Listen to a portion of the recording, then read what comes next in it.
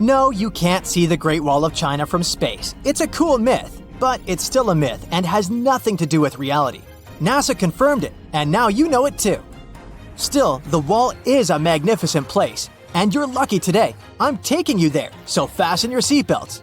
We're going to China, the biggest Asian country, the third biggest country in the world, and with over 1.3 billion people living there, is still the most populated one, even though India is getting closer and will probably take the first place soon.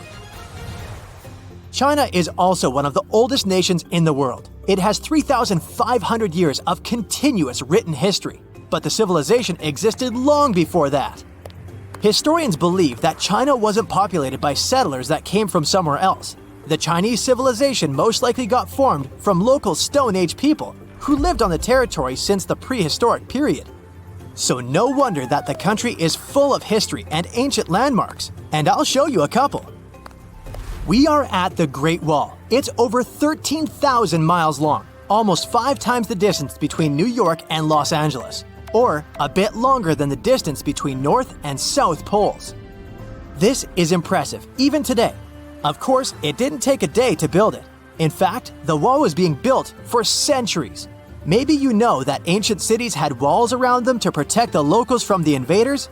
Yes, Chinese cities had them too.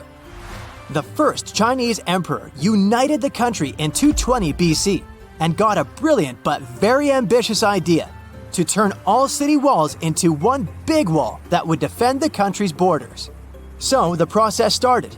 In the beginning, the wall was made of rammed earth and wood.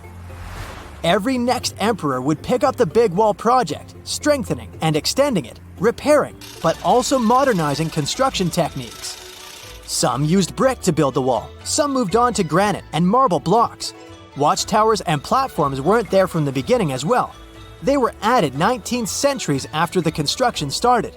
So the wall is quite inconsistent in terms of material, but it only adds more charm to the construction and shows how much effort and time it took. You can notice that some bricks have writing carved on them. They were left by the workers who were building the wall. The purpose of those writings is quality assurance. They contain such information as location, quantity, and responsible officials. So in case of problems with the quality of materials or constructions, it would be known who was responsible for that. Also, mind that the wall is poisonous. To prevent erosion of the wall by insects, arsenic, a poisonous chemical element, was used in construction. So better not lick it in case you had this weird urge. The construction stopped at the end of the 19th century because the wall lost its strategic and military importance in the world due to technological advances. Walls are way less efficient than they used to be, coming close to zero efficiency. So the construction lasted over 2,000 years, still making it the longest construction project in the world. Unfortunately, today the Great Wall isn't in the best shape. It's estimated that only 8% of the wall is in good condition, and the rest is considerably damaged. Also, around 1/3 of the wall has disappeared without a trace due to both natural erosion and human damage. Also, many bricks were taken away from it in the last century to use in building farms and homes. The wall is being deconstructed stone by stone even today, but this time by tourists. Quite a few of them take a stone as a souvenir. That's a total of a lot of stones, considering that over 50 million tourists visit the Great Wall every year. So we're not taking a souvenir from our today's trip, just preserving the memories. Let's now pay a visit to the Forbidden City. It's an imperial palace that took 16 years to build and was completed 600 years ago. To this day, it's the largest palace in the world. It has 980 buildings and over 8,000 rooms. Why forbidden? Well, centuries ago, ordinary people like you and me couldn't just walk the streets of that town, since it was considered a divine place and was home to the emperor. No one could enter or leave the city without the emperor's permission. Today, the Chinese more often refer to it as former palace, but of course in Chinese. I just can't pronounce that. The designs there aren't random at all. The details reflect the traditional Chinese architecture, and even the colors are chosen with the help of feng shui. The roofs of the city are yellow, which represents the supreme power of the emperor. Most walls and pillars of the city are red, representing fire, earth, and strong support. The floors there are made of so-called gold brick. These are not actual gold, but surprisingly, they are just as valuable. It's very hard to make them, and especially to copy the ancient technique. 2 original tiles from the Forbidden City were sold for 800,000 yuan.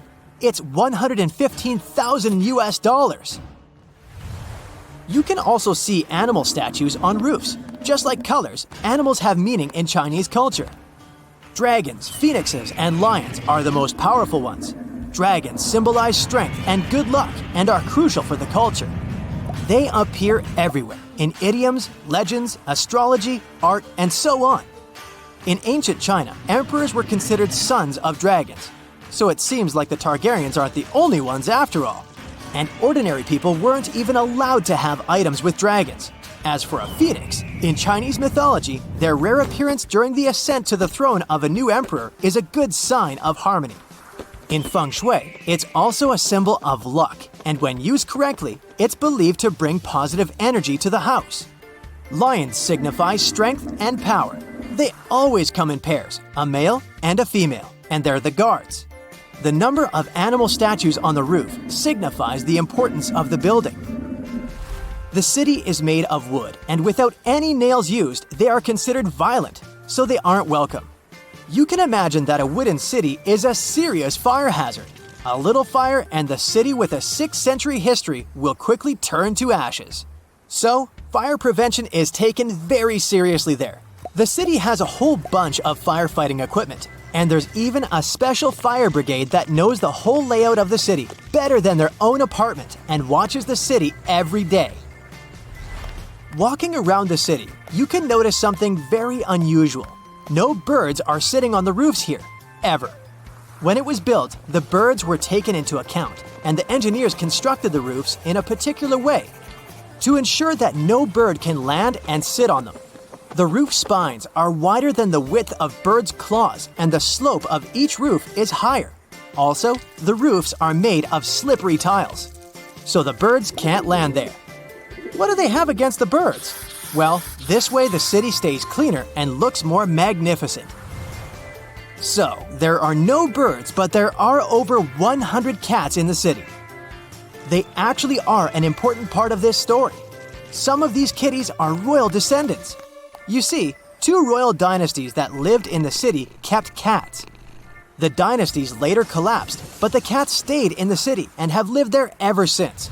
Of course, some stray cats have joined the royalty over the years. But hey, no one minds it, and no DNA test has been made to see who's royal and who's not.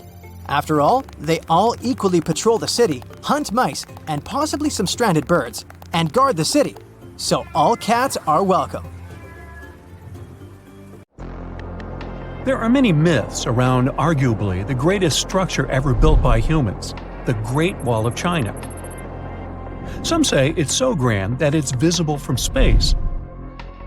Others claim that you can see it from as far as the moon. Other theories suggest that the builders of the wall were left inside.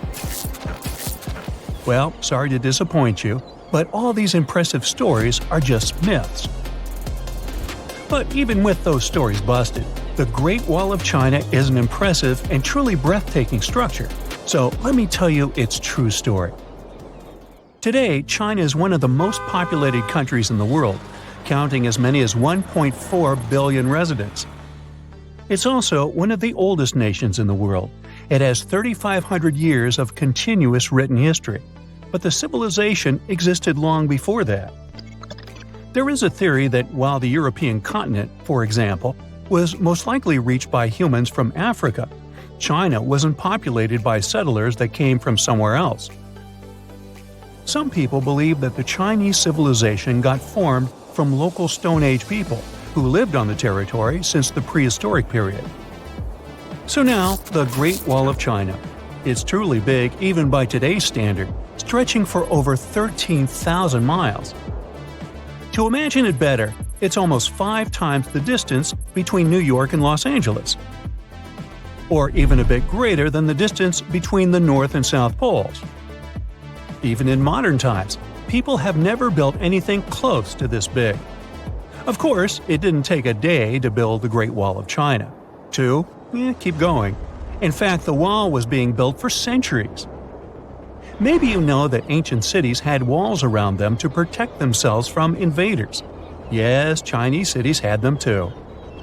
The first Chinese emperor united the country in 220 BCE and got a brilliant but very ambitious idea to turn all city walls into one big wall that would defend the country's border against attacks from the north. A trusted general directed the construction, enrolling a big group of workers, soldiers, commoners, and convicts. Back then, the wall was built of rammed earth and wood. In some places that were strategically important, the sections of the wall overlapped to provide maximum security. The walls were around 26 feet high on average. But the Great Wall didn't yet look like the construction we know today. Every next emperor would pick up the big wall project, strengthening and extending it, repairing, but also modernizing construction techniques. Some used bricks to build it, others moved on to granite and marble blocks. Watchtowers and platforms weren't there from the beginning as well. They were added by Ming emperors. The watchtowers made it possible to communicate with other parts of the wall through smoke and fire messages. So, the wall is quite inconsistent in terms of material, but it only adds more charm to the construction and shows how much effort and time it took. The reasons why some parts of the wall have been standing for centuries and are still in good condition is glutinous rice flour. Turns out, this sticky rice mortar is almost like cement. It's very strong and waterproof, sealing the bricks so tightly together that even sneaky weeds can't grow between them. You may also notice that some bricks have writings carved on them. They were left by the workers who were building the wall. The purpose of those writings is quality assurance.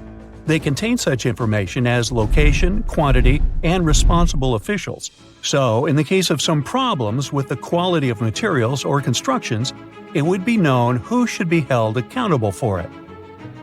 Recently, a research group has looked through official historical documents of the Ming Dynasty that ruled China from the 14th to the 17th centuries. They came across records of secret doors in the Great Wall, so they decided to find them. They used a flying robot to capture continuous centimeter resolution photos of the wall. They photographed 90% of the wall that was built during the Ming Dynasty and discovered the remains of over 220 secret doors along the wall. Some of them have a specific width and height that allows only one person to go through. Others are large enough to allow two horses to pass at the same time. Why are the doors there? Well, the Great Wall's main goal was to protect the country from the enemy. Building doors that could let the enemy in would undermine the whole point of having a wall. So, of course, the doors were secret passages. They perfectly matched the surroundings topographically, and the exit on the outside was camouflaged with bricks so that it was almost completely indistinguishable from the brick wall. The wall was never just a defensive wall, and it was never completely closed. It could be opened on demand. It was also a structure used for trade and commerce, communication between inside and outside the wall, and of course, for defense and spying. Some doors were used for trade with the other side. Through smaller doors, a person would sneak out to spy on the enemy that lived on the other side. The hidden gates were also useful for a sudden attack. As you remember, some gates were camouflaged with brick on the outside. The exit was so indistinguishable that the enemy had no idea exactly where it was located. The inside entrance for Chinese soldiers was hollow, so they could walk through the wall and break the camouflaged exit gate from the inside, starting their surprise attack. Now, even though the main point was to prevent outsiders from getting into the city, the wall wasn't too effective on that matter. It could still be climbed over or marched around. So the wall was being watched at all times, and the guards gave signals to the troops if they saw the enemy approach. Also, the wall provided more time to mobilize and bulk up the country's forces or lure the enemy troops into a difficult strategic position. The construction stopped at the end of the 19th century. The wall lost its strategic and military importance due to technological advances. Over the centuries to today, Only 8% of the Great Wall is in good condition, and the rest is damaged. Also, around 1/3 of the wall has disappeared without a trace, due to both natural erosion and human damage. I guess you could say it's now just a pretty good wall. As you remember, the first parts of the wall were built out of rammed earth and wood. These are not the most unfailing materials if we're talking about thousands of years. Also, destructive farming methods have turned large areas into a desert and contributed to erosion. Also, many bricks were taken away from the wall in the last century to be used in building farms and houses. The wall is being deconstructed stone by stone even today, but this time by tourists. Quite a few of them take a stone as a souvenir. That's a total of a lot of stones, considering that over 10 million tourists visit the Great Wall every year. Since 1987, the wall has been a UNESCO World Heritage Site, highlighting that it has an outstanding importance to humanity. The wall is one of China's 56 World Heritage Sites, second place among countries with landmarks protected by UNESCO. Who's first, you ask? Well, the top spot, with 58 World Heritage Sites, belongs to Italy. And do you know that the wall isn't only a famous tourist attraction, but also the location of the Great Wall Marathon? It's a marathon that was established in 1999 and is one of the most challenging ones in the world. You guessed right, people run along the wall, including all the steps. There are 3 distances, so that participants can run a full marathon that is 26 miles, a half marathon that's 13 miles, or just have a fun run of 5 miles. It used to be one of the most prosperous ancient cities. It had features that were unthinkable for other locations during the Bronze Age, like water systems and intricate architecture. Yet somehow, it didn't become famous. What's even more mysterious is that at some point, it became abandoned. Mohenjo-Daro was a thriving city during the Indus Valley Civilization in the Bronze Age. It had a population of at least 40,000 people. It was close to Mesopotamia and Egypt in terms of social, cultural, and economic features. Despite this, it's lesser known than the more famous cities in these regions, like Babylon or Memphis. It was eventually abandoned by 1700 BCE, and the reason for its abandonment and the fate of its inhabitants remains unknown to this day. In 1911, archaeologists discovered the ancient city of Mohenjo-Daro after hearing reports of some unusual buildings in the area. However, local Indian authorities dismissed them as not having any historical significance, and the site remained untouched for several more years. It wasn't until 1922 that a local specialist believed he had found a buried local monument at the site.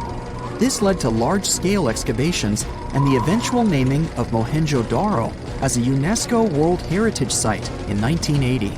The remains uncovered showed us that Mohenjo-Daro was an incredibly modern city for that time. It is considered the best preserved ruin of the Indus Valley.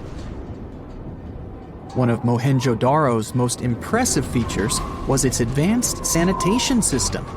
Unlike in Egypt and Mesopotamia, where such appliances were only for the rich, Mohenjo-Daro had hidden toilets and covered drains throughout the city.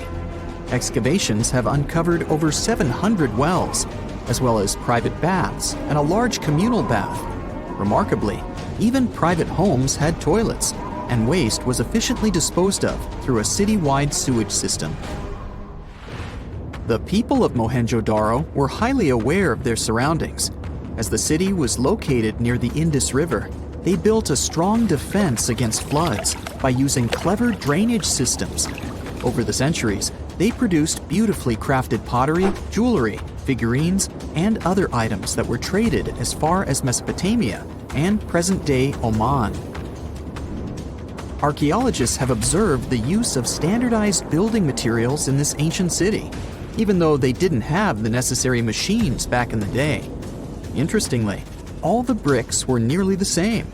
This shows great attention to detail in the city's design, as using consistent bricks creates an elegant look in the spaces within the city. People living in this area used the Indus Valley script to communicate with each other. This mysterious alphabet might be the key to unlocking more secrets from Mohenjo-Daro. It was a language that used symbols instead of letters and had over 400 signs. Problem is, we're still trying to figure it out. The mystery of what caused the end of the Indus civilization and Mohenjo-Daro remains unsolved. Some archaeologists suggest that the Indus River might have changed its direction. This could have led to problems in cultivating food if there was suddenly too much water in the city. However, there is no evidence that flooding destroyed the area, or that it was completely abandoned at once. A change in the river's course couldn't have been enough for the entire Indus civilization to disappear. Mohenjo-Daro isn't the only lost town from Eastern civilizations. Ross Island, for instance, was once known as the Paris of the East due to its stunning architecture and gardens. However, the island is now a shadow of its former self, with the buildings being largely overtaken by tree roots and vines. Located 1.8 miles off the coast of Port Blair, India, the small territory was initially used as a jail, but later became a luxurious resort for its administrators. After the complex was closed in 1937, an earthquake further damaged the island and it became uninhabitable. Today, the island is managed by the Indian government and attracts tourists interested in exploring abandoned towns. Another lost city tells the story of why Kolmanskop, a ghost town located in Namibia, is still home to remnants of German architecture. Once a luxury destination in the early 1900s, it was settled by German workers looking for diamonds. The city boasted amenities such as a ballroom, a hospital, and even a bowling alley. However, its popularity began to wane in the late 1910s when another diamond-rich location was discovered nearby. Most of the inhabitants left in search of better fortunes, leaving the buildings behind. The hot climate and low humidity have preserved the structures over time, and tourists can now visit this desert ghost town from the nearby town of Lüderitz. Hashima Island is a reminder of how nature reclaims its land when humans leave. It was famously featured in a James Bond movie due to its eerie atmosphere. The island was initially opened in 1881 for undersea coal mining, and the population of the island grew to a peak of 5,000 people in 1959. Unfortunately, the mines closed in the 1970s, and people began to slowly leave the island, resulting in complete abandonment in a period of 3 months. Now, the island is a popular tourist destination as visitors explore deserted homes, swimming pools, stores, and factories. The discovery of gold in a creek near Bannack, Montana in 1862 caused the population of the town to grow from a few hundred to thousands in a few short years. Unfortunately, this rapid expansion was followed by a sharp decline because more gold had been found in other areas nearby. As a result, Bannack was eventually made the first territorial capital of Montana, but only held the title for less than a year before being replaced by Virginia City. The state of Montana later acquired most of the land in 1954 and made it Bannack State Park. The ancient city of Petra, located in Jordan, was fascinating because it was half built, half carved into the rock and surrounded by mountains. It's a popular tourist destination these days, but at one point it was abandoned too.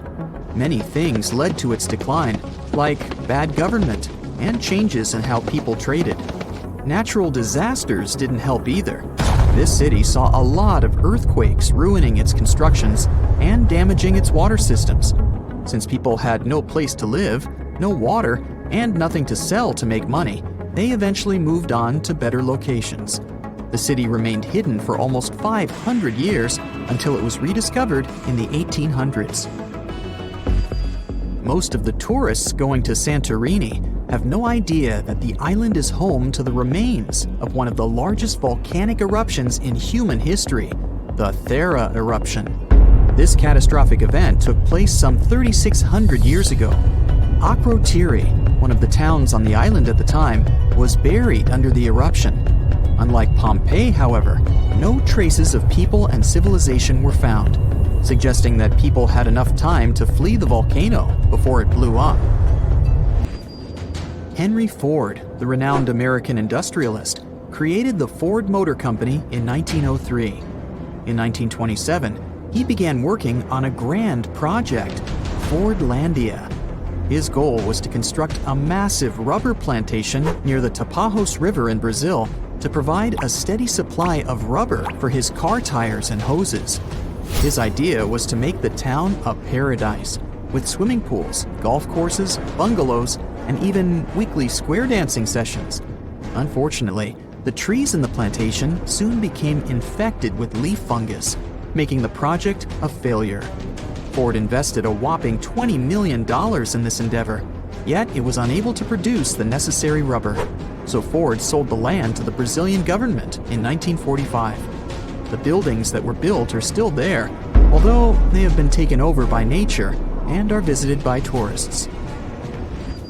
Sky City is a residential area located in the Asian Hangzhou suburbs. It was built in 2007 and was intended to be a replica of Paris. The city even has its own Eiffel Tower, as well as copies of other iconic Parisian landmarks like the Opera Garnier and the Champs-Élysées. It also has luxurious villas and apartments, a man-made lake, gardens, and parks. Despite its grand plans, it's almost completely abandoned. Nobody wants to live here because it's really expensive. It is, however, a pretty nice location for locals to take pictures, in case they want to trick people into thinking that they just landed in the French capital.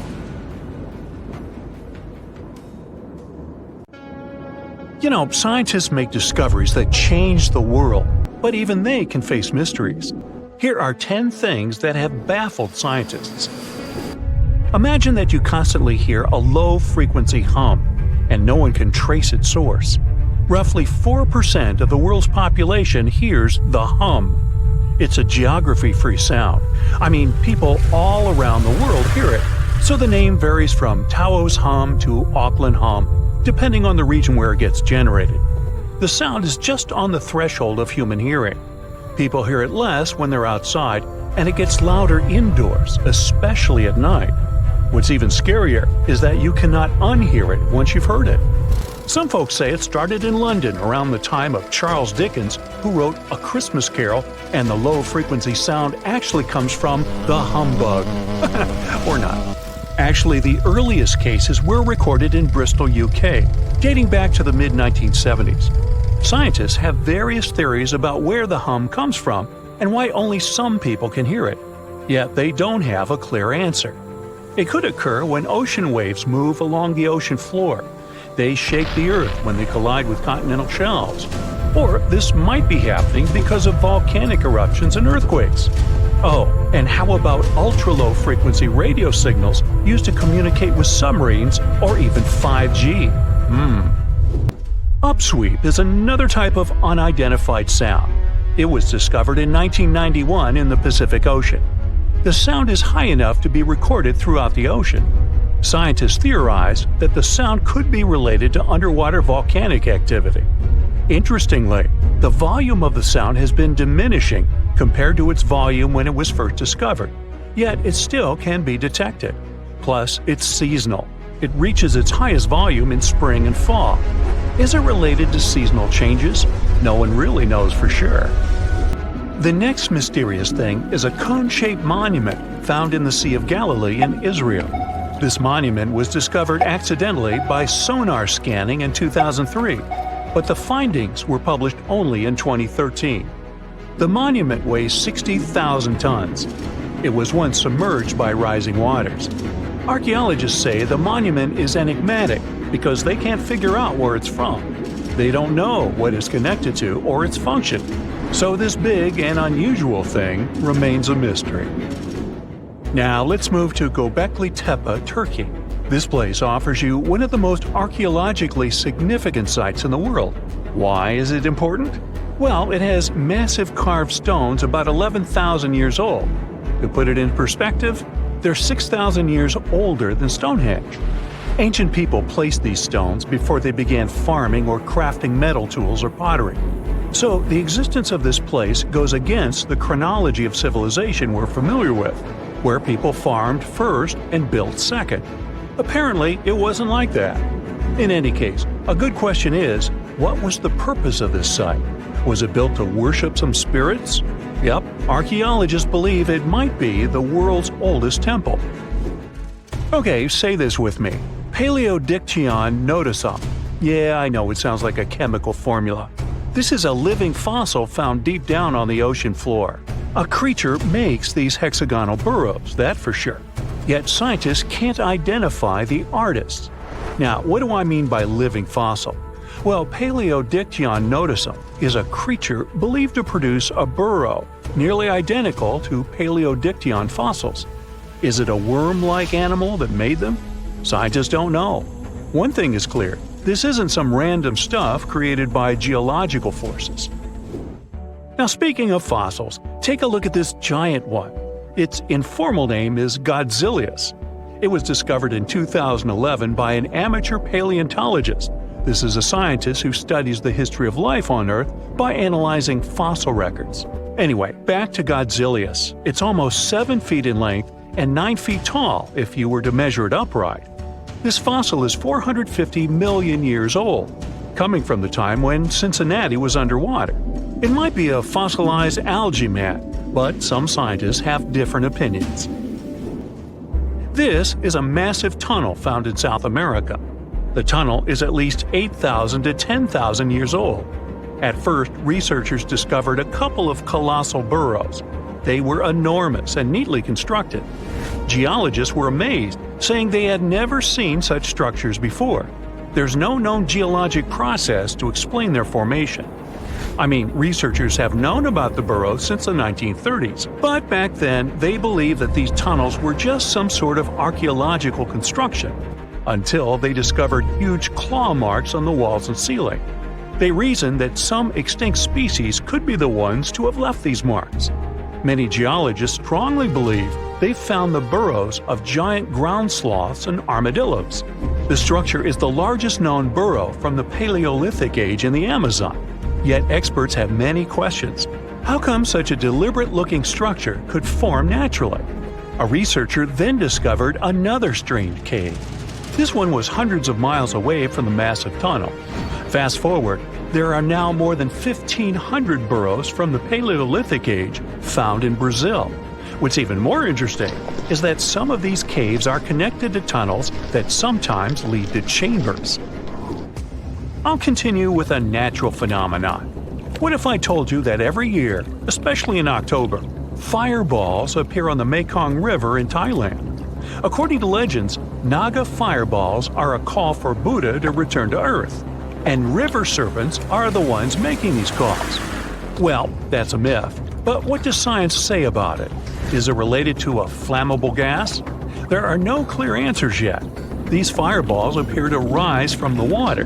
They can go as high as almost 990 feet. They're like fireworks, disappearing rapidly. They typically glow with a reddish or orange color. I'll mention some legends too, because why not? They're thrilling. And it would be a shame not to include the one about the lost city of Atlantis. As you may know, the legend says that Atlantis submerged into the ocean around 11,000 years ago. Since then, not just scientists, but also treasure hunters and philosophers have been searching for the lost world. Could Bimini Road be a trace? In 1968, a diver found strange stones off the coast of North Bimini Island in the Bahamas. The stones look human-made.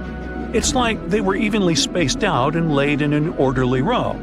It baffled scientists, but not for long.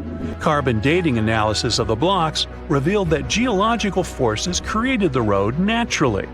There weren't any tool marks or signs indicating that the blocks had been stacked or something. The research is continuing, but yeah, scientists generally believe that the rocks were created by erosion. Well, I guess the time of Atlantis hasn't come yet. Okay, picture this. You're wandering on the beach, and you see dozens of octopuses walking past. In 2017, A group of people from Wales witnessed exactly this. Why did these creatures come out of the ocean? No one knows the answer. The group reported that they had seen 20 to 30 octopi crawling on the sand. The people looked for some signs of injury but found nothing. They said that they had carried the animals back to the ocean. Interestingly, these creatures kept crawling onto the shore when people were asleep. Experts say that it's hard to be sure of the reason that pushed the animals to the beach without conducting a physical examination.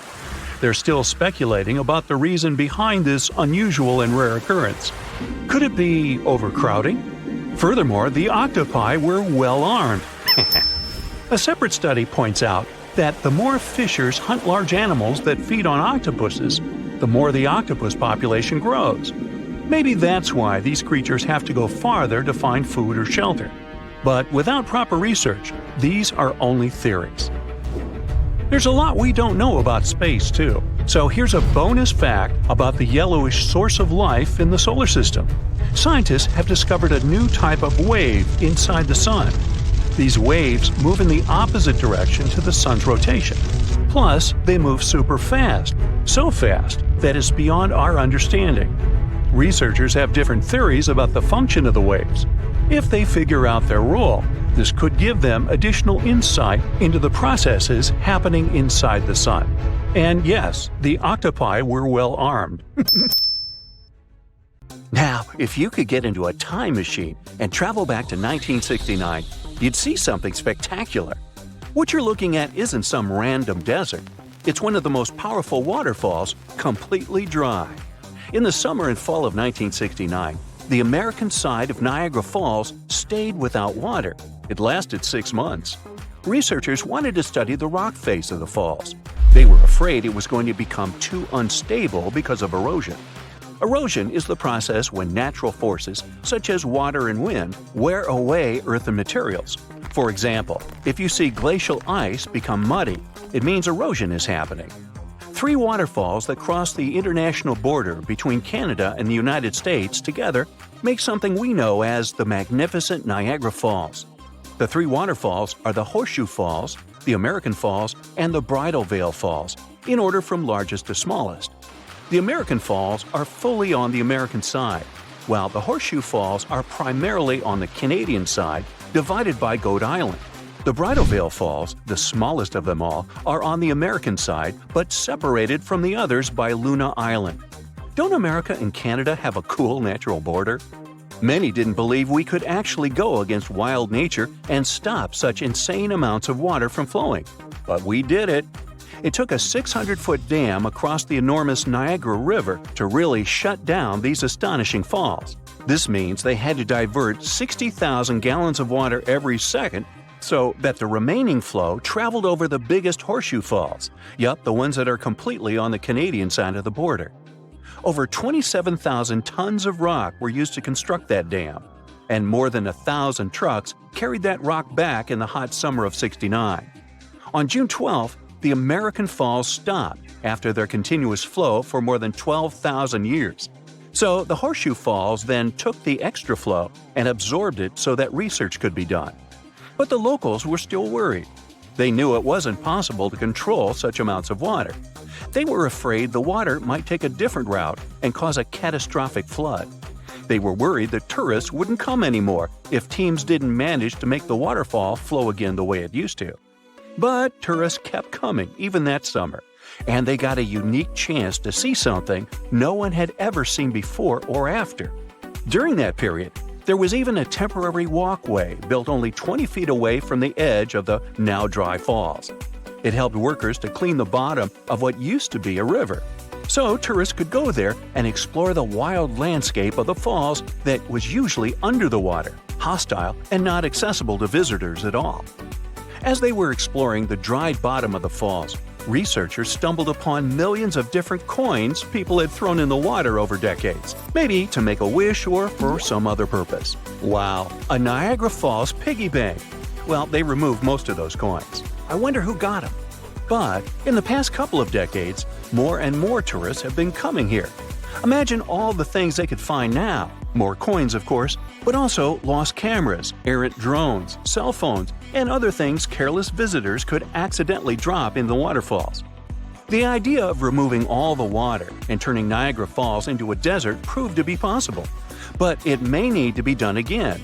In 2020, the media reported that 2 pedestrian bridges in Niagara Falls needed to be either replaced or repaired. No wonder, since they're almost 120 years old. These bridges are located above the rapids. Experts discuss whether they should divert the water once again or not. People talk about Niagara Falls a lot, and some believe they're among the tallest waterfalls in the world. But the truth is, they're not. They're famous, precious, and breathtaking. But when it comes to height, there are nearly 500 other waterfalls across the globe that are taller than Niagara. Let's take Angel Falls in Venezuela, for example. They're more than 3,000 feet tall. But what makes Niagara Falls so special, among other waterfalls, is the amount of water that flows over them. Very high waterfalls don't usually have great amounts of water.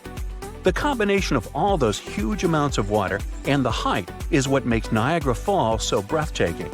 Also, they might be some of the fastest-moving waterfalls on our planet. The Niagara River appeared after the last ice age, together with the whole Great Lakes Basin. The Niagara River is part of it. 18,000 years ago, I wasn't around then, this awesome waterfall didn't exist. Ice sheets covered the area of southern Ontario. They were 1 to 2 miles thick. As the ice sheets were moving southward, they created the basin of the Great Lakes. Then they melted, releasing enormous amounts of water into the basins. Generally, the water we drink is fossil water. Only 1% of it renews through the year, with the remaining 99% coming from ice sheets. The Niagara Peninsula hasn't been beneath the ice for nearly 12,500 years.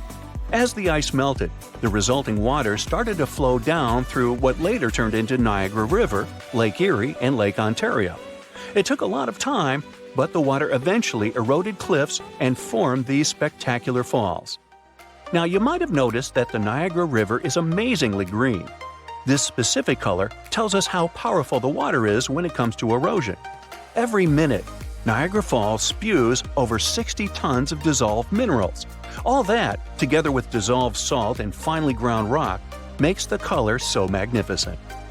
People who live in the United States and Canada, or more precisely, over 1 million people who have access to the area, use the waters of Niagara River for different purposes. For example, fishing, getting drinking water, doing recreational activities, including swimming, boating, and birdwatching, producing hydroelectric power, and so much more.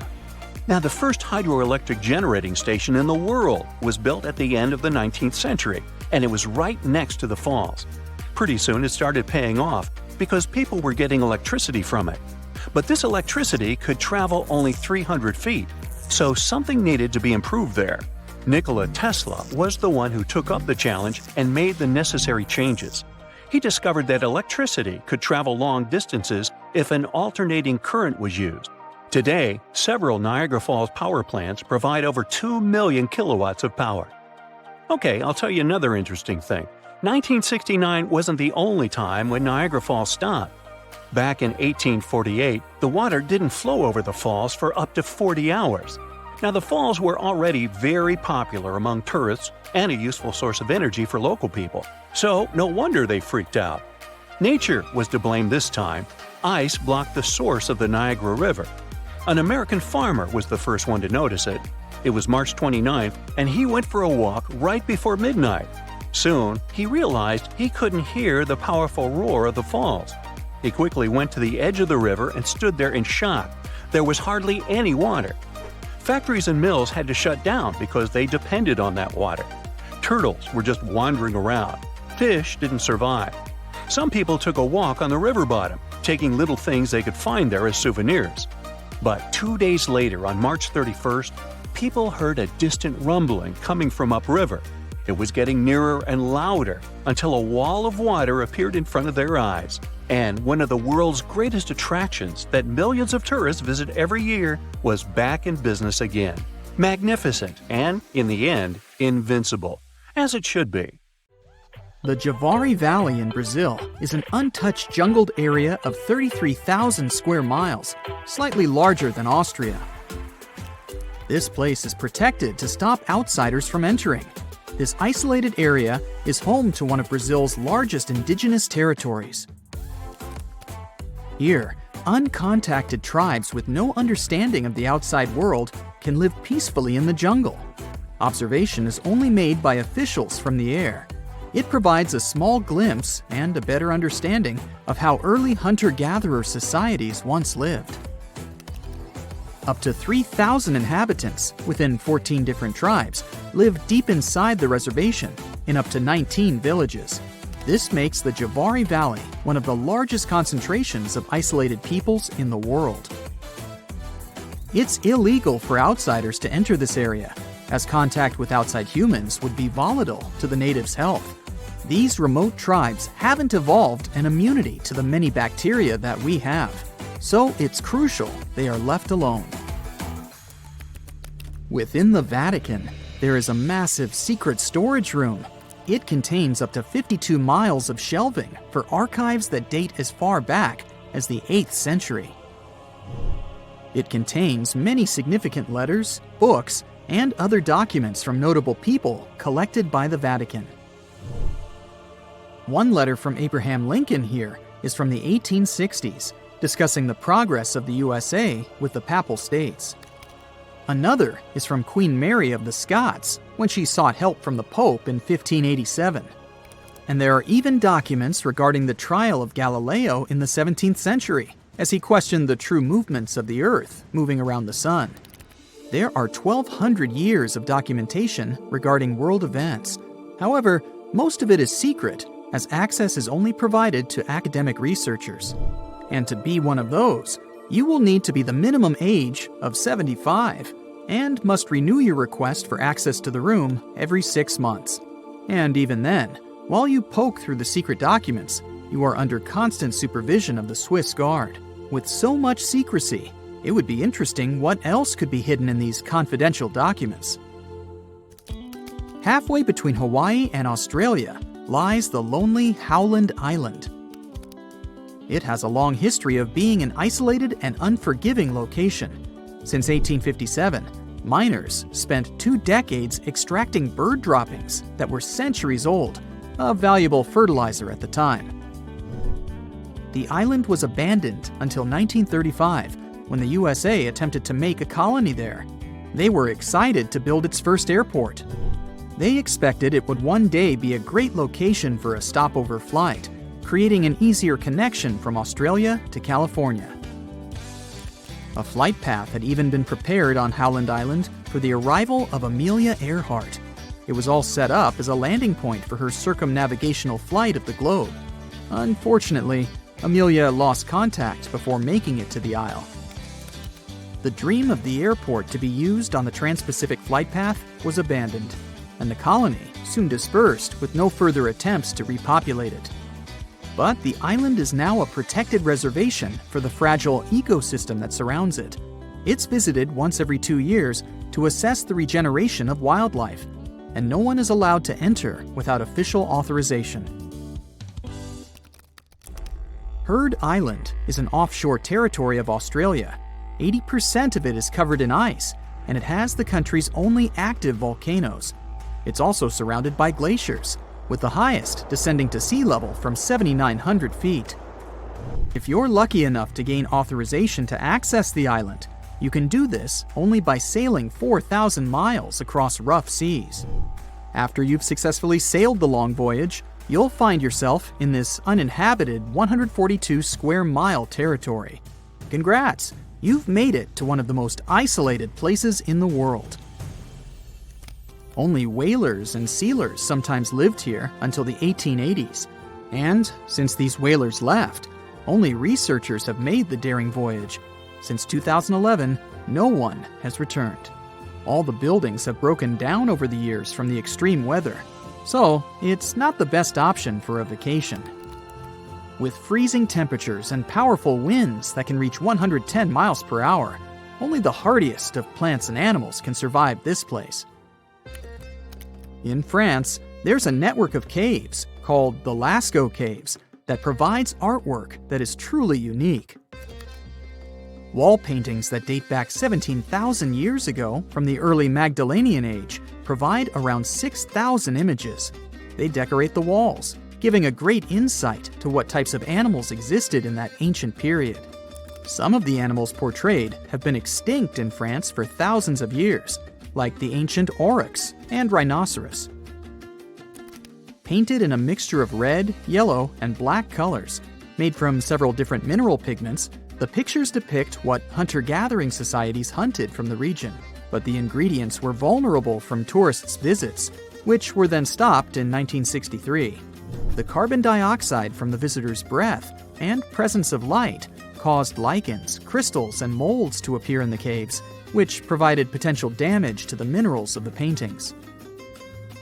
These caves are now heavily restricted for entry, but replicas of the paintings have been made available to provide a similar experience. Canada is the second largest country in the world, although the northwestern part is mostly unpopulated. One island in this area, Devon Island, is the largest uninhabited island on the planet. It covers a massive area of 12,000 square miles, almost the same size as Croatia. People struggled to live in this desolate land. The Inuits tried for a while, but even they decided to give up on this unforgiving land in the 1930s. With low precipitation on the island, harsh winds, and freezing temperatures, it can only support microclimates of vegetation. Settlements were also abandoned in 1951, since they weren't economically viable with the limited resources Devon Island had to offer. However, today, due to its similarities with Mars, scientists make the difficult journey to research the island. The environment is very difficult to live in, with its poor terrain, freezing temperatures, and isolation. So, it's become a perfect match for NASA to test equipment and crew for future missions to Mars, the Moon, and even asteroids. Halfway between the North Pole and the northern coast of Norway sits the Svalbard archipelago. This isolated island is covered by snowy tundra. It's virtually unlivable here. But as you make the long journey, trekking through the snow, you might be lucky to reach the Svalbard Vault, poking out of a mountain. After accessing its daunting entrance, you follow through a long tunnel deeper into the mountain. You can hear constant noises from the cooling system all around you. This is to make sure the temperature is at a cool negative 0.4 degrees Fahrenheit, perfect for the contents it's preserving. As you reach the end of the tunnel, you enter the Svalbard Global Seed Vault. This is basically a safety deposit box holding the world's largest collection of agricultural biodiversity. Since its opening in 2008, 13,000 years of agricultural history have been accumulated, with over 1 million separate distinct crop samples stored here. The purpose of the vault is to provide a backup against any accidental loss of crops throughout the world. The 148 countries who deposited into the vault can withdraw when they need to. However, it is heavily restricted, with only authorized personnel accessing the seeds within. In Brazil, there's an island just 21 miles from the coast. It's one of the most dangerous islands in the world. Filled with a lot of snakes, it's aptly named Snake Island. Golden lancehead snakes became marooned on this island when it separated from the mainland during the last ice age. From their isolation, they adapted to their surroundings, growing in numbers, and their venom becoming more potent with whatever prey they could find. Their venom is up to 5 times more powerful than their mainland cousins. And with the island the size of only 43 hectares, it's home to 4,000 venomous snakes. That's at least 1 snake per square foot. The island is restricted due to the highly venomous residents. Only officials and researchers observing the snakes are allowed access. But if you happen to be sailing by and your boat sinks, there's a number to call just in case. Just don't leave the beach. Imagine you decided to take a road trip the old-fashioned way. And by that I mean you decide to do it without the help of any technology. What? So you go to the nearest convenience store and buy a map of each state you plan to pass through. You buckle them up on the passenger seat right next to you and set off on your adventure. During your first week, you arrive in the state of New York. You wave bye-bye to Lady Liberty, eat a slice of pizza, and head upstate. Near the Catskills, You notice you're running low on gas and decide to stop in the nearest town to fill up your tank. You check your map, and it appears that the nearest place is a small village called Aglo, right at the next intersection. You drive a few minutes and pass through a sign that says, "Welcome to Aglo, home of the Aglo General Store." Well, this must be it, you think to yourself. But the town is strangely empty. You can't find the store or the gas station you were looking for. There are no houses. You start to think there might be a mistake.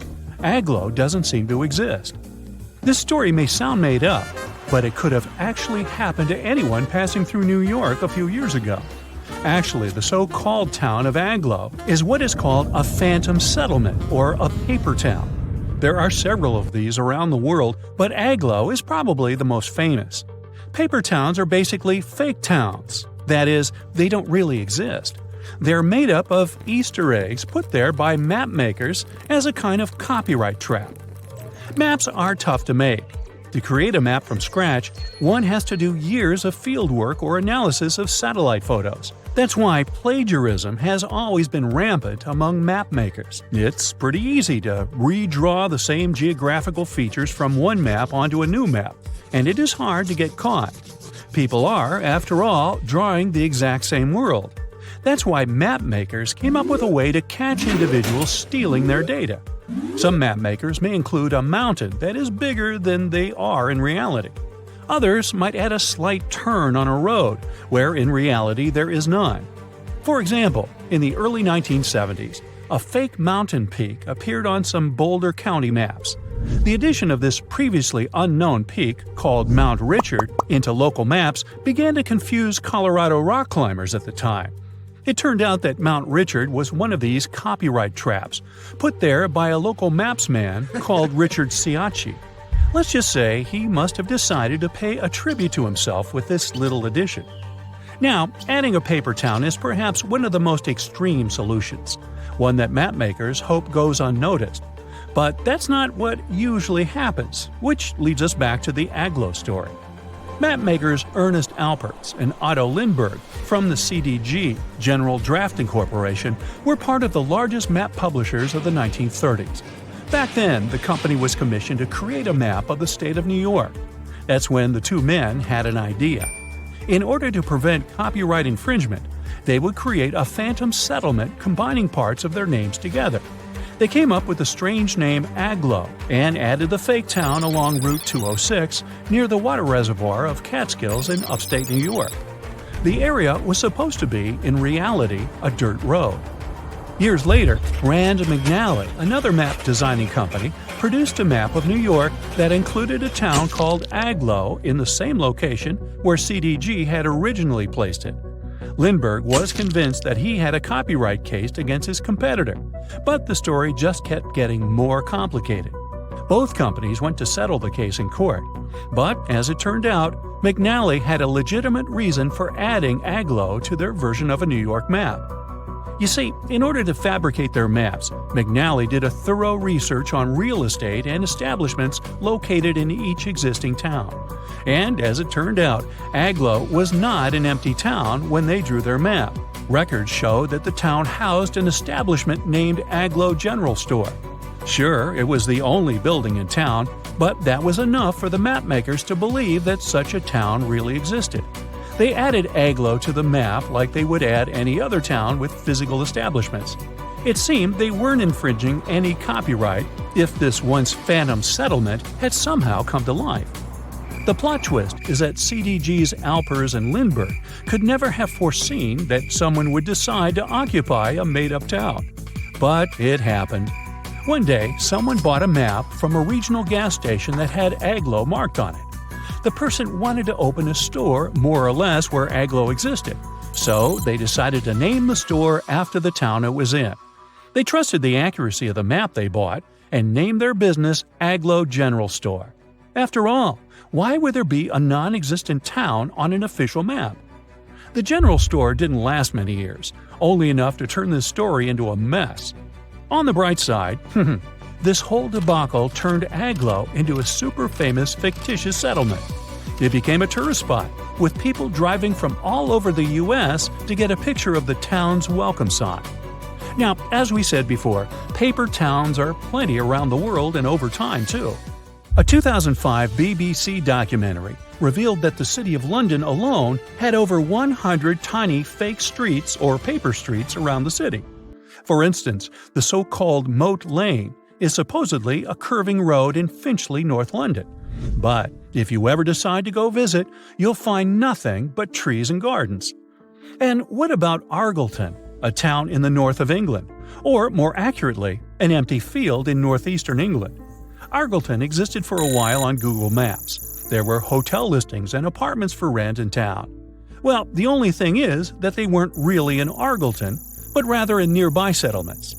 It's believed that Google Maps imported these fake streets into its database, as they used renowned copyrighted atlases as their sources. But as the truth about these paper streets surfaced, the company later deleted them. If we turn back the clock a few hundred years, we'll find another mystery story involving a possible phantom settlement. But this isn't a tiny town at an intersection, but rather an entire island. Bermejo Island was speculated to be a tiny inhabited island. It appeared on many maps of the 16th and 17th centuries and was a hot spot for Spanish explorers. Its location sometimes varied slightly from map to map, and occasionally its name appeared as Vermija, but its existence seems certain enough. It wasn't until the 18th century that the island stopped being depicted in maps altogether. This island's last appearance dates back to a 1921 edition of a Mexican atlas, and then, poof, it dropped out of the horizon altogether. The case of Mexico's disappeared island has raised many questions. Did it sink? Was it destroyed? Are people simply looking for it in the wrong place? 3 official investigations took place in 2009 to locate the island. They used high-end technologies, scouring Mexico's oceans and seabeds. Yet, Bermeja remained nowhere to be found. One can't help but wonder if the island ever existed at all. Similar to modern-day mapmakers, 16th and 17th century mapmakers had their way to trick map users. Instead of copyright traps, these fake towns or even fake islands served as a way to fool and confuse enemies and unwanted voyagers. Since a long time has gone by, it's hard to know whether Bermeja was just another phantom settlement. It stopped being depicted on maps, but this mysterious case still leaves people baffled and confused. So what comes to your mind when you hear the word Antarctica? Most likely, cold, snow, ice, and penguins. Yet, this is one of the least explored regions in the world that hides many strange and unique things. Check them out. You don't have to go to Antarctica to see this weird thing. All you need to do is open Google Earth and move to one of the southernmost islands of Antarctica, King George Island. Recently, internet users have noticed a large and pretty strange cave entrance there. Where does this wide, dark passage lead? People started making suggestions. It's the entrance to a secret base or some laboratory. This is the part of the spaceship that crashed there thousands of years ago. This is the door to the ancient city of Antarctica. Perhaps there's a giant rock mountain with an ancient cave beneath all this snow and ice. Well, there's some ideas. Users have calculated the approximate dimensions of this cave. It might be about 74 feet high and 250 feet wide. You could hide a Boeing passenger jet in there. Nature probably created this entrance. This is a logical explanation, but there are 2 strange factors.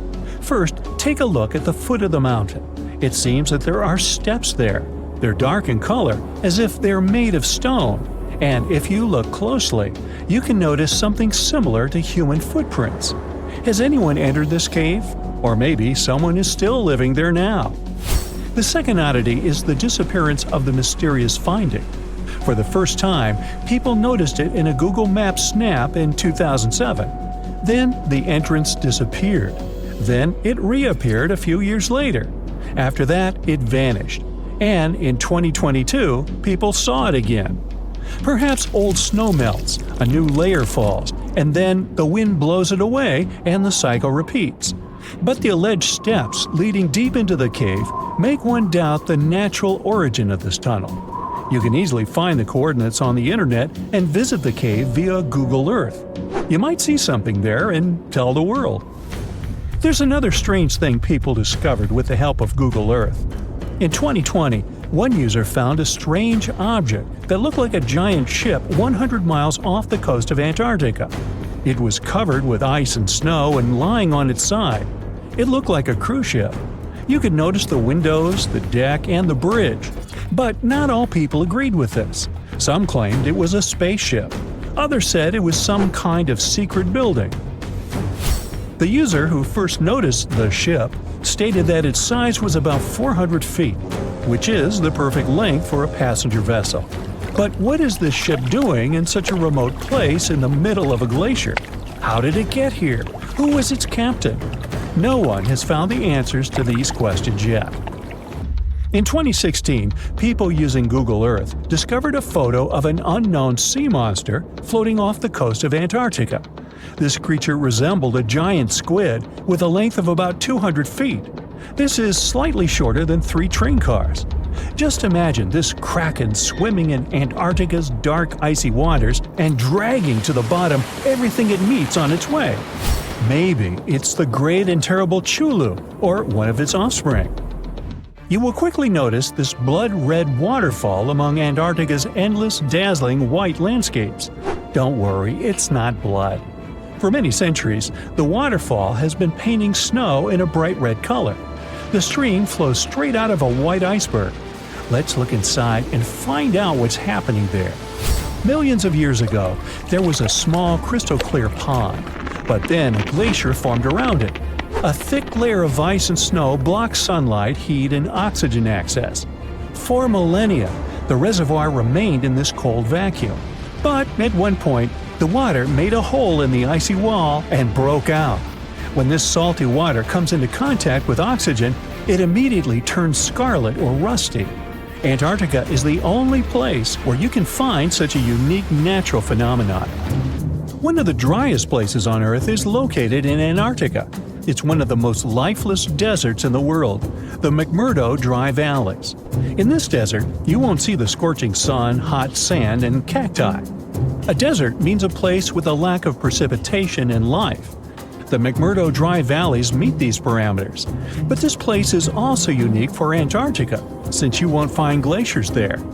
Despite the frost, ice can't form in the desert because it hasn't rained for millions of years there. It also never snows. A strong wind coming from the mountains reaches speeds up to 200 miles per hour. It would be difficult for you to stay on your feet there.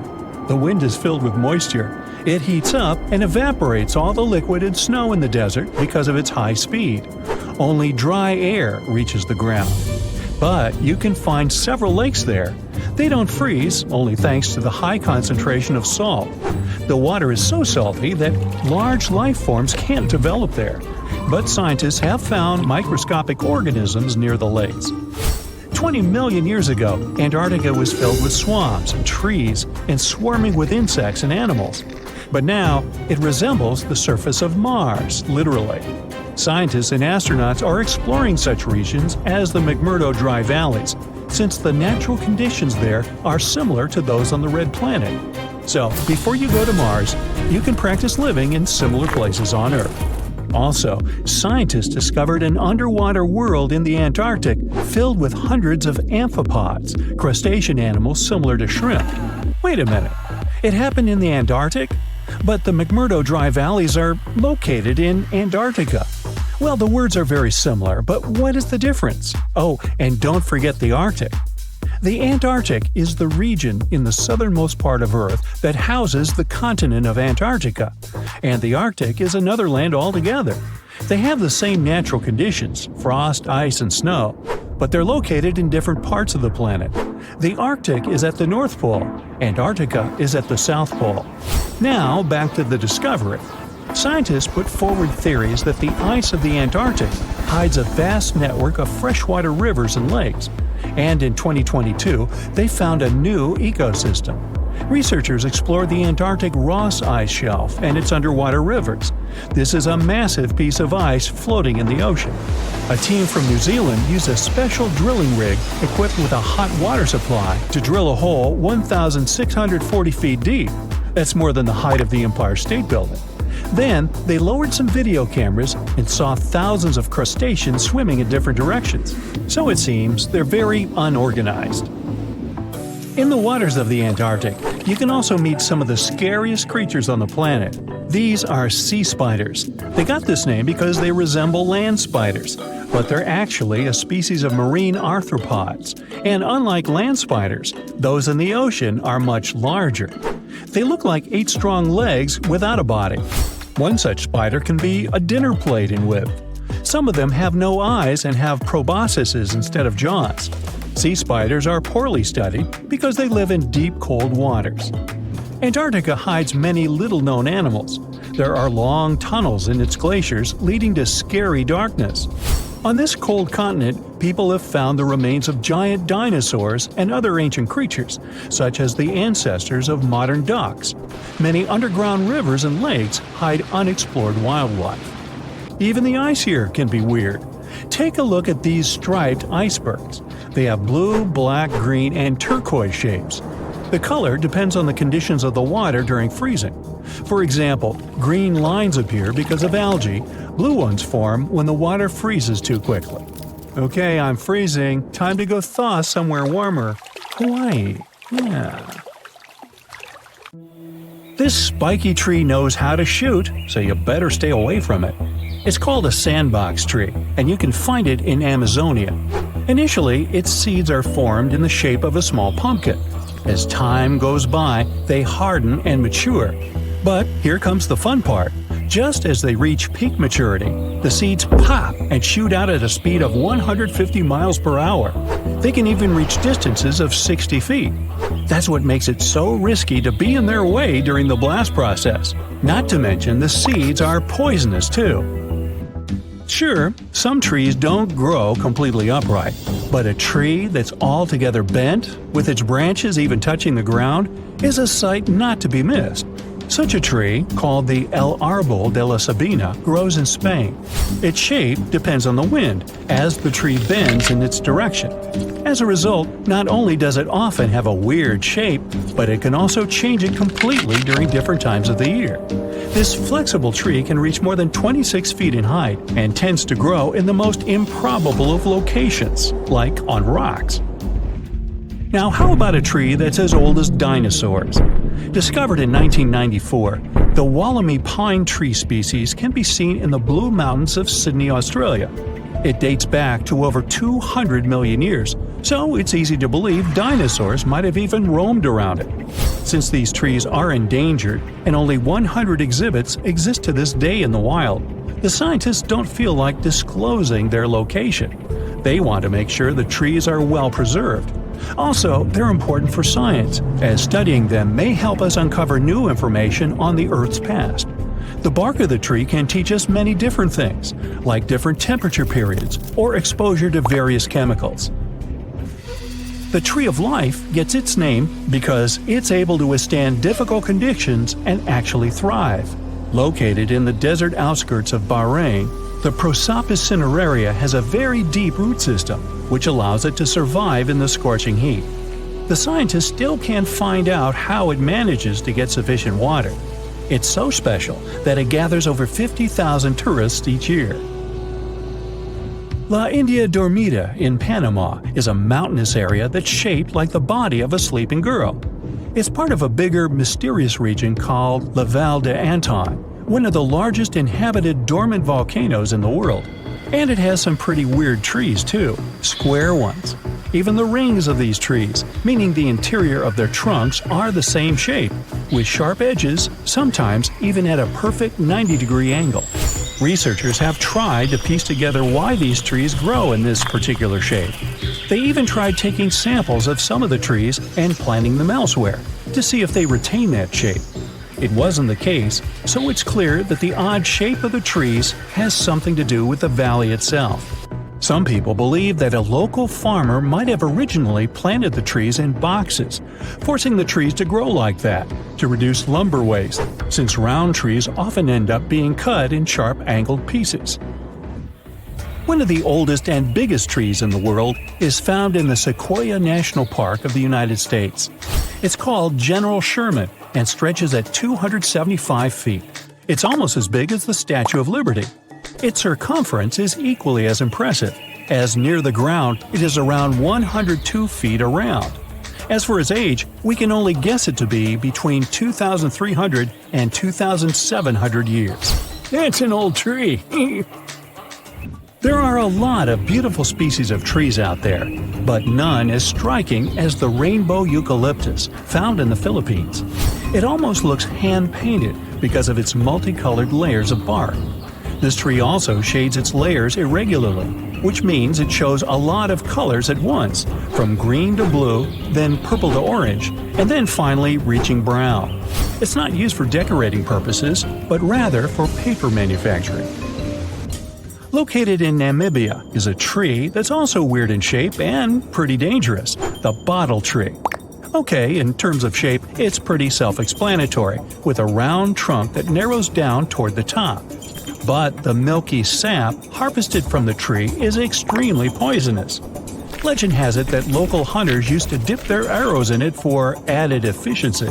It does look really beautiful during bloom season, with flowers that grow in pink and white with a red center. Now, to see a crooked tree every now and then isn't so special. But to see a whole forest of them, you'd have to travel to the Polish town of Gryfino. Near it, there is a forest made out of 400 oddly shaped trees. They've been curved with mechanical intervention. They didn't just grow like that, but their purpose remains a mystery to this day. Some have said it's because the wood from the trees was intended for furniture, or even for the construction of boats. But either way, the forest was eventually abandoned. A silk cotton tree has taken over the ancient Ta Prohm temples of Cambodia, creating a spectacular view. The massive branches of the silk cotton trees were free to grow over the structures for ages, going back as far as the 12th century. The temples have been restored and are accessible to tourists. The dragon's blood tree grows in the Canary Islands of northwest Africa. Locals used to say that once a dragon passes away, it transforms into a tree. Standing at an impressive 50 feet in length, the tree is named like that due to its red sap, which can be harvested from the bark. The red substance to this day is used for dyes and in medicine.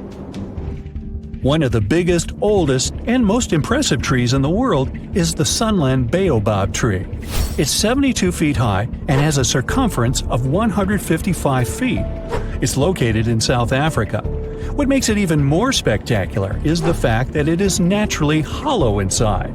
So, a small lounge was set up inside the tree back in 1933. It initially could support up to 20 individuals, but it can now host up to 60 people. Not to mention, the tree dates back over 6,000 years. The silver birch tree spread across Scandinavia and northeast Europe and found a way to reflect light.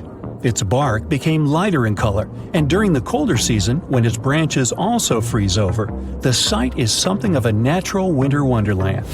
It also developed a partnership with a fungus that connects to its roots and fans out under the forest, gathering up nutrients that trees can't reach. For these services, the tree gives the fungus sugars in return. The birch's companion is dangerous and shouldn't be consumed by people. It's easy to recognize with the classical scarlet-topped red-sprinkled mushroom head. A natural festival not to be missed is Japan's cherry blossom season. The pinkish-white blossom is deeply rooted in Japanese culture, going hand-in-hand with a local saying called Mono no Arare. Was I even close on that? Which relatively translates to the fact that everything is temporary, regardless of how perfect or beautiful it is.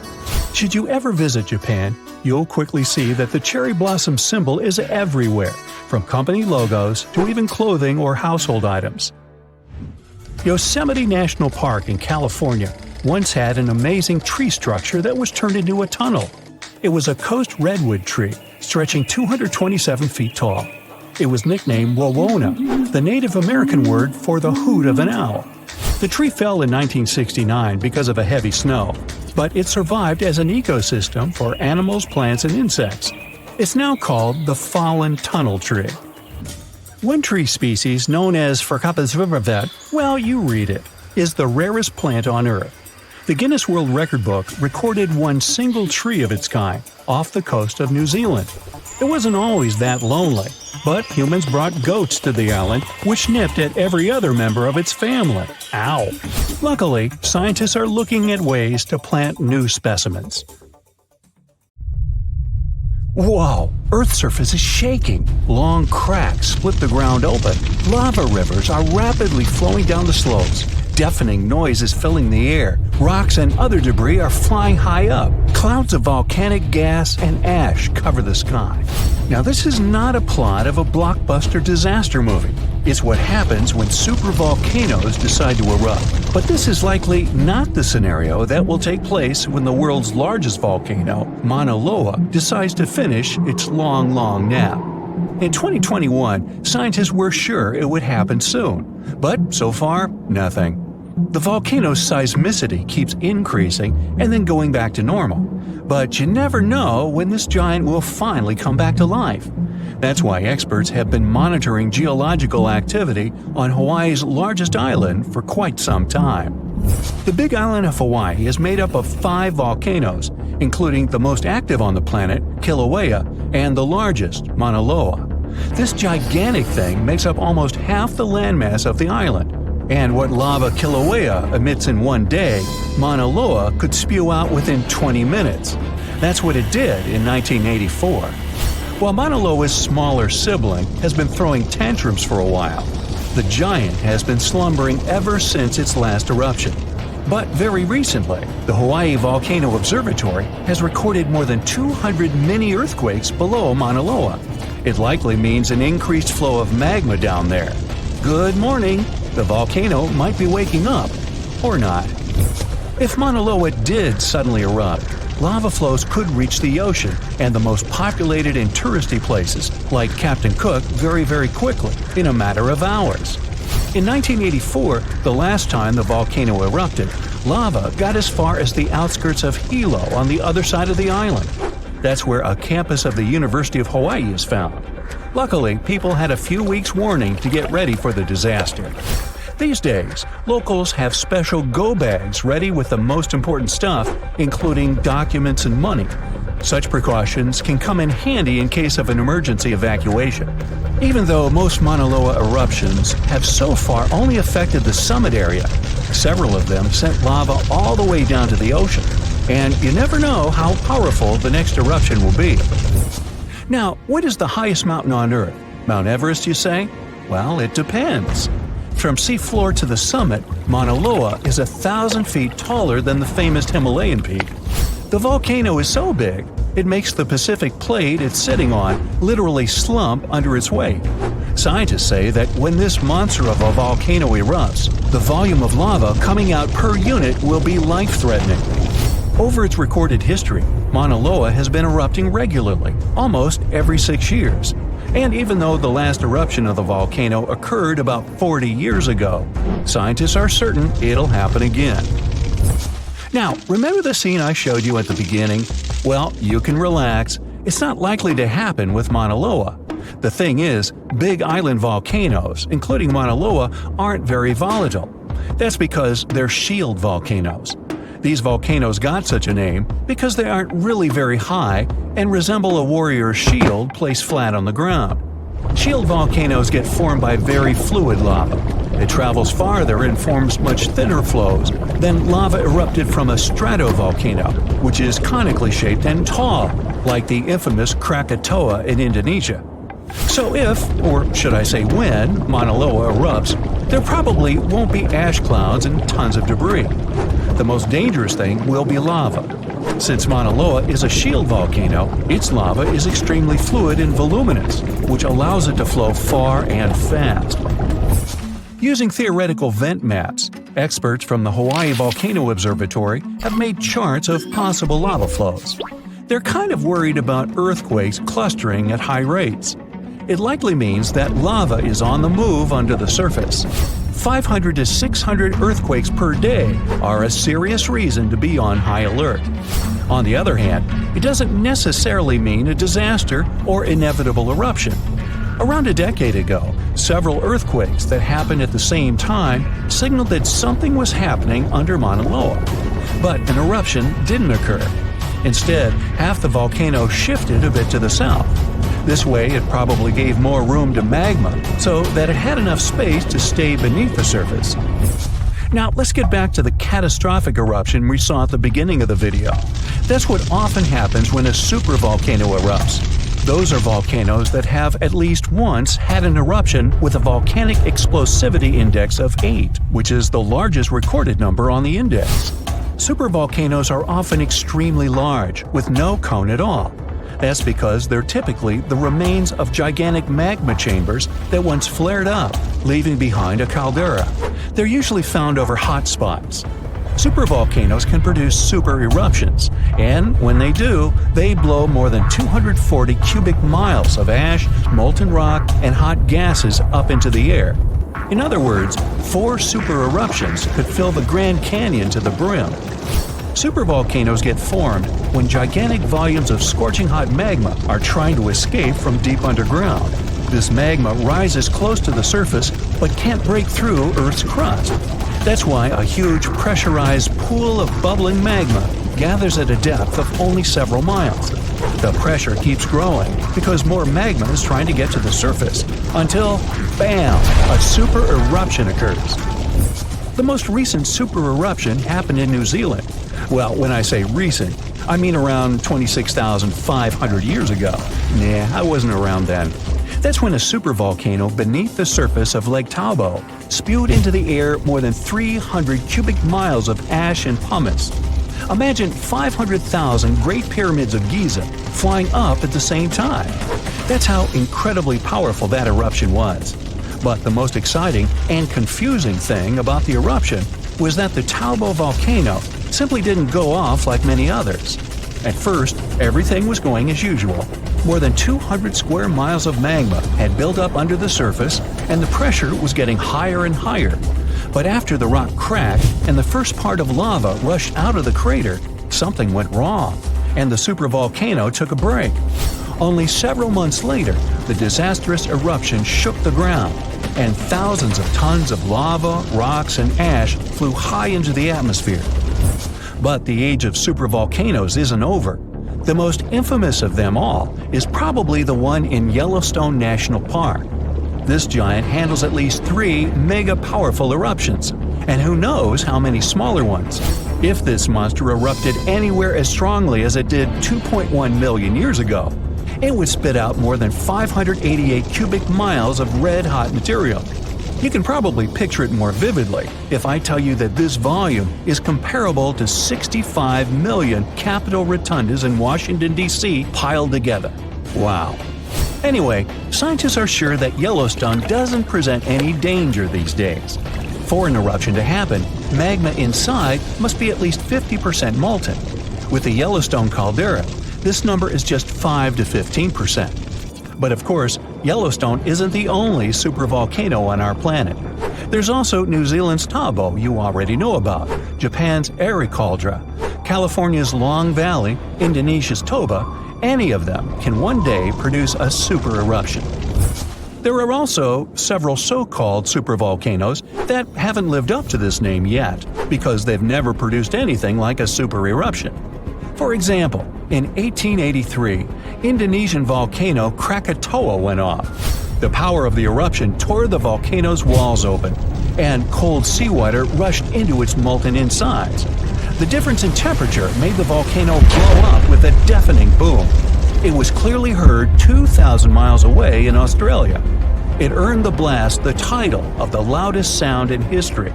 But even though the consequences of this event were truly catastrophic, it still turned out not powerful enough to be called a super eruption.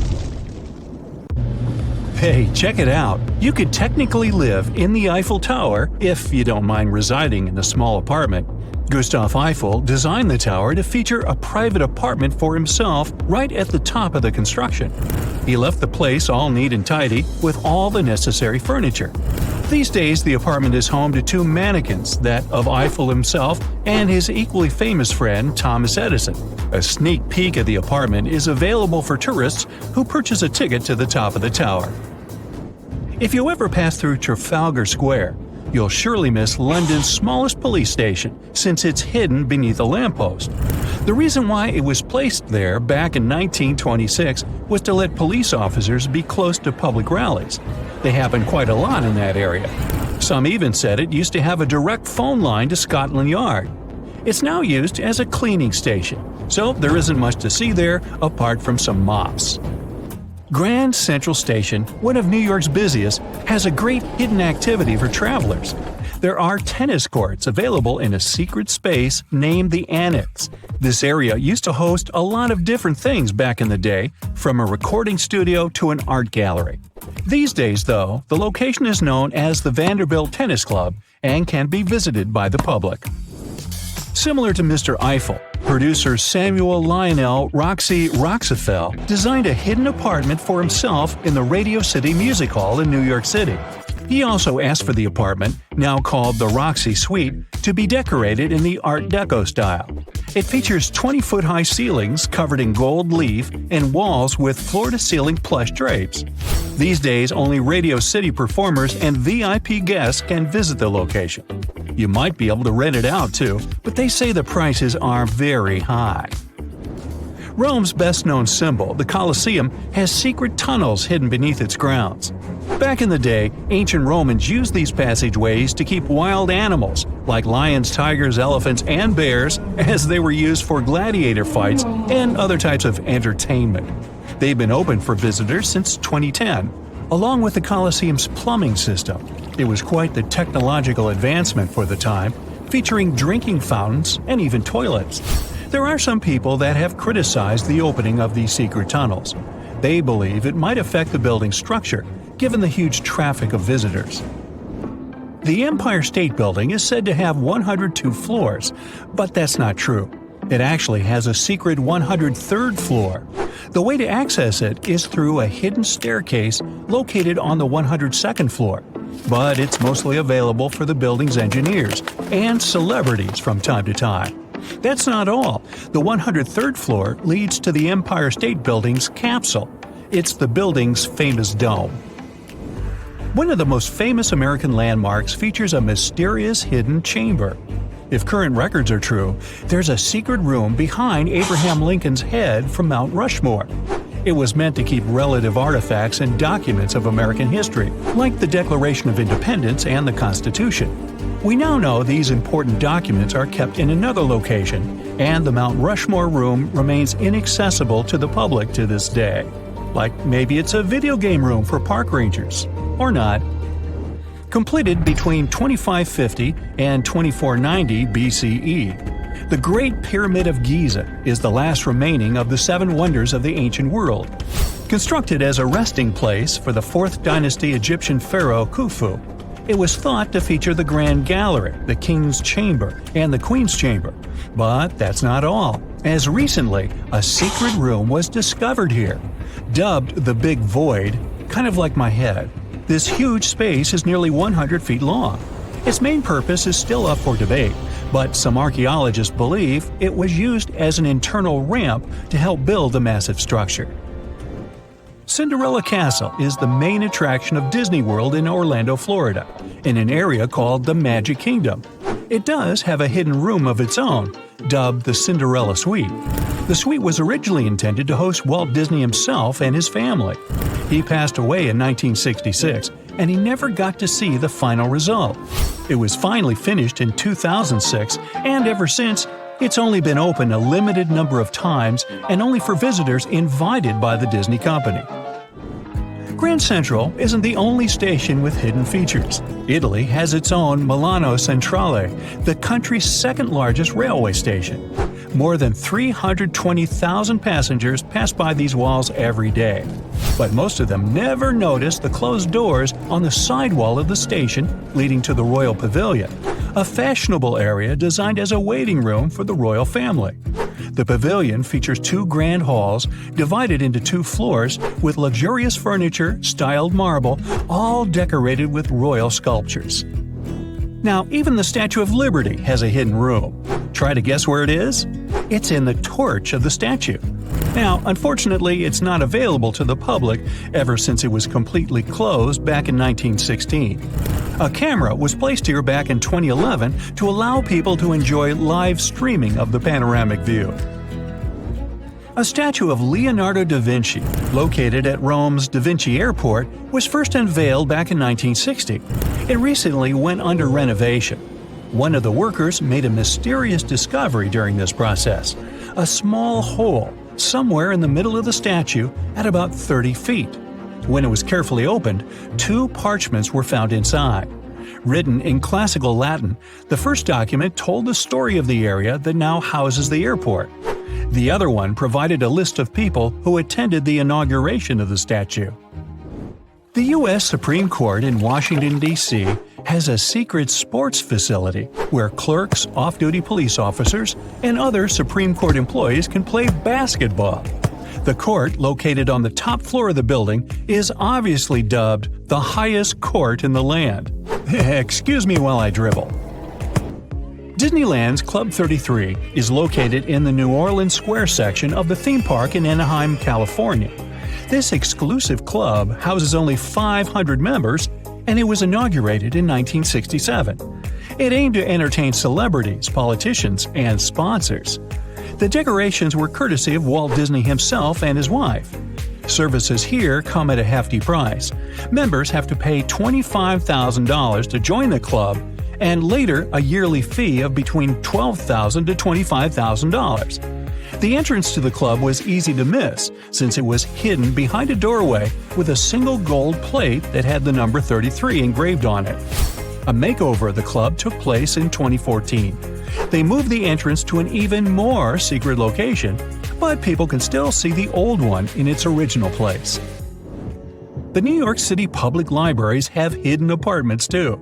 Employees and their families could stay in those hidden rooms that are placed above many of the public libraries. Most of them are either closets or empty rooms these days, but some of them are available to the public, like those belonging to the $4.4 million renovation project of the apartment in the Washington Heights branch. It was transformed from an old, dusty, 3,750 square foot space into a dedicated teen area and tech center that also features rooms for adult education programs. Cool! Here's a riddle. Which U.S. city is so loved that its name should be repeated twice? You guessed it, New York, New York. But the thing is, how much of New York do we really know? I'm talking about the city that lies under the city. Dare to join me on an underground tour of the Big Apple? Then grab a flashlight, it's about to get dark. We'll start in the heart of Manhattan, in the front of the Romanesque City Hall building. Believe it or not, beneath our feet lies New York's oldest subway station, known as the Old City Hall Station. It opened in 1904 on October 27th, a night of true celebration for New Yorkers. People were so excited, some of them spent the entire night riding the trains back and forth. Before this, urban dwellers moved around in carriages pulled by horses. No wonder the subway was such a hit. You might feel like a time traveler stepping inside the Old City Hall station. The architecture is dazzling and one of a kind. They sure don't make subway stations like this one anymore. Fun fact, the Old City Hall station would cost $6.2 million if it was built today. Back in the day, it had dozens of brass chandeliers hanging around. It was one of the few spots in town with functioning electricity. And oh, not to mention brand new multicolored tiled arches and stained glass ceilings you can still see today. Impressive, huh? If you decide to wander down the tracks, you might be in for a treat. Underground New York is as fascinating as the city above the ground. But one thing we usually take for granted is the behind the scenes of what the Big Apple needs to function. Down here, you might see one or two of New York's pneumatic mail tubes. These tubes were built back in the 1800s and they were operational up until the 1950s. They were responsible for distributing people's mail through different post offices. Letters flew at an impressive speed of 35 miles per hour. That's almost as fast as a professional runner. It sure sounds like a useful system. But I have to say, it feels weird imagining people's correspondence flying around 15 feet underground. Back to street level. We'll wander around fancy Lexington and Park Avenues. If you look up, you'll see the famous Waldorf Astoria 5-star hotel. Many celebrities have stayed there, including John Lennon and Yoko Ono, as well as presidents such as FDR. This is why the hotel used a secret infrastructure to sneak people inside and out. Under the building, a tunnel known as Track 61 connected the Waldorf Astoria to Grand Central Station. The track was deactivated in the late 70s, but some people say Andy Warhol threw a party there in the 80s. I bet that was something. For the next part of our visit, we'll have to take the subway uptown. We'll get off at 125th Street and find ourselves on the scenic waterfront of Riverside Park. Here, you'll find abandoned tracks of an old metro line. If you follow the tracks, you'll get to an underground graffiti gallery, aka the Freedom Tunnel. The tunnel is named after a graffiti artist from the 80s who is commonly known as Freedom. While exploring these tunnels, we'll see over 40 graffiti pieces he painted over 15 years. There are spray paints of James Dean, Mona Lisa, and even a self-portrait of Freedom himself. Moving on, let's wander around the northern part of NYC for a bit. Walking in Van Cortlandt Park will feel like hiking upstate, but believe me, you're still in the city. Along the way, you'll encounter some big ventilation towers made of stone. These towers were once part of an old New York infrastructure. They make up the remains of what used to be the Croton Aqueduct. In the 1800s, the city's water supply flowed through a 41-mile-long underground tunnel, all the way from Croton River in upstate New York to Bryant Park in Midtown Manhattan. Oh yes, and I should probably tell you that Bryant Park wasn't a park. Instead, it hosted a colossal stone structure that looked pretty much like something ancient Egyptians would build. This 4-acre structure served as the city's water reservoir. It even had a pathway on top so that people could enjoy a nice afternoon stroll while looking at the reservoir's crystalline water. Now, all this exploring might have made you hungry, but don't worry, our next stop includes a yummy treat. We'll have to leave Manhattan and make our way to Brooklyn. In case you didn't know, New York City is made of 5 boroughs: Manhattan, Queens, Bronx, Staten Island, and Brooklyn. Crown Heights, that's our stop. Would you believe me if I told you that beneath these streets lie caves full of aging cheese? How very Parisian of them. To get down there, you'll have to make your way through a century-old building that now works as an office space. Maybe wave hello to all those hard-working people and disappear in one of the stairways that will take you 30 feet below the ground. You won't need a flashlight for this one. The caves are bright and renovated and can hold up to 22,000 pounds of cheese. But hey, it might stink. That's the main reason cheesemakers decided to use underground tunnels to age cheese in the first place. After a bite or two of some delicious cheese, let's keep going. While still in Brooklyn, you might see tons of locals enjoying a sunny day in the McCarran Park pool. This pool is a huge attraction, being 3 times the size of an Olympic pool. As the NYC explorer you are becoming, you might even go for a swim. But hey, there's a much more interesting part to this attraction. The pool was built in the early 1900s, but it was shut down in the 50s. During this time, urban explorers discovered a network of underground tunnels right beneath the pool. And, of course, you can find a secret entrance and get a peek for yourself. There, you'll not only see the pool's filtration and heating system, but also a lot of graffiti from the time the site was abandoned. Neat! This question may sound weird, but have you ever seen a cow in New York? I sure haven't. Well, maybe there's a reason for that. Apparently, New York still has underground tunnels that were constructed for the transportation of cattle. Once New York started to flood with automobiles, cows became a burden for traffic. Until a 200-foot-long cow passage was built below 12th Street to transport the livestock that was ferried over from New Jersey. These days, you won't be able to visit this place in person because the tunnel was most likely destroyed. But historians found blueprints proving its existence. To add to the list, archaeologists discovered a very peculiar fossil a while back. Now imagine peeling off the layers of the city's soil. First, at 15 inches, you'll find a layer of wires. I'm talking TV cables, electricity, and all that. Digging deeper, at 4 feet, you'll see water and sewage pipes. But then, at 15 feet down under the surface of NYC, diggers have found a fossilized shipwreck. The wreck is located right under Broad Street. where there was once shallow water. They believe the wreck dates back to the 1600s. It's 92 feet long and 25 feet wide. Oh, and that's not all. At the intersection of Bowery and Canal Street, engineers stumbled upon a room with its walls and ceiling covered in mirrors. And no one has managed to explain the existence of this bizarre place yet. Our Big Apple Underground visit is coming to an end, but we sure did more than just scratch the surface on this one. Before we finish, let's enjoy the best of what NYC cuisine has to offer, a good old bagel. Who knows, maybe next time we'll do Paris or even London. See you soon, explorer. You've just reached your perfect spot on a deserted beach. It's so quiet here that you start to doze off. But as you open your eyes, you're shocked. Wait a minute, is that an actual house that's just been washed up on the shore? It may sound like the beginning of a sci-fi novel, but not if you live near this beach in El Salvador. There's a mysteriously abandoned house there that looks as if it's just been washed ashore. How did this villa end up there? How long has it been here without anyone noticing it? This mysterious construction is 46 miles south of El Salvador's capital, San Salvador.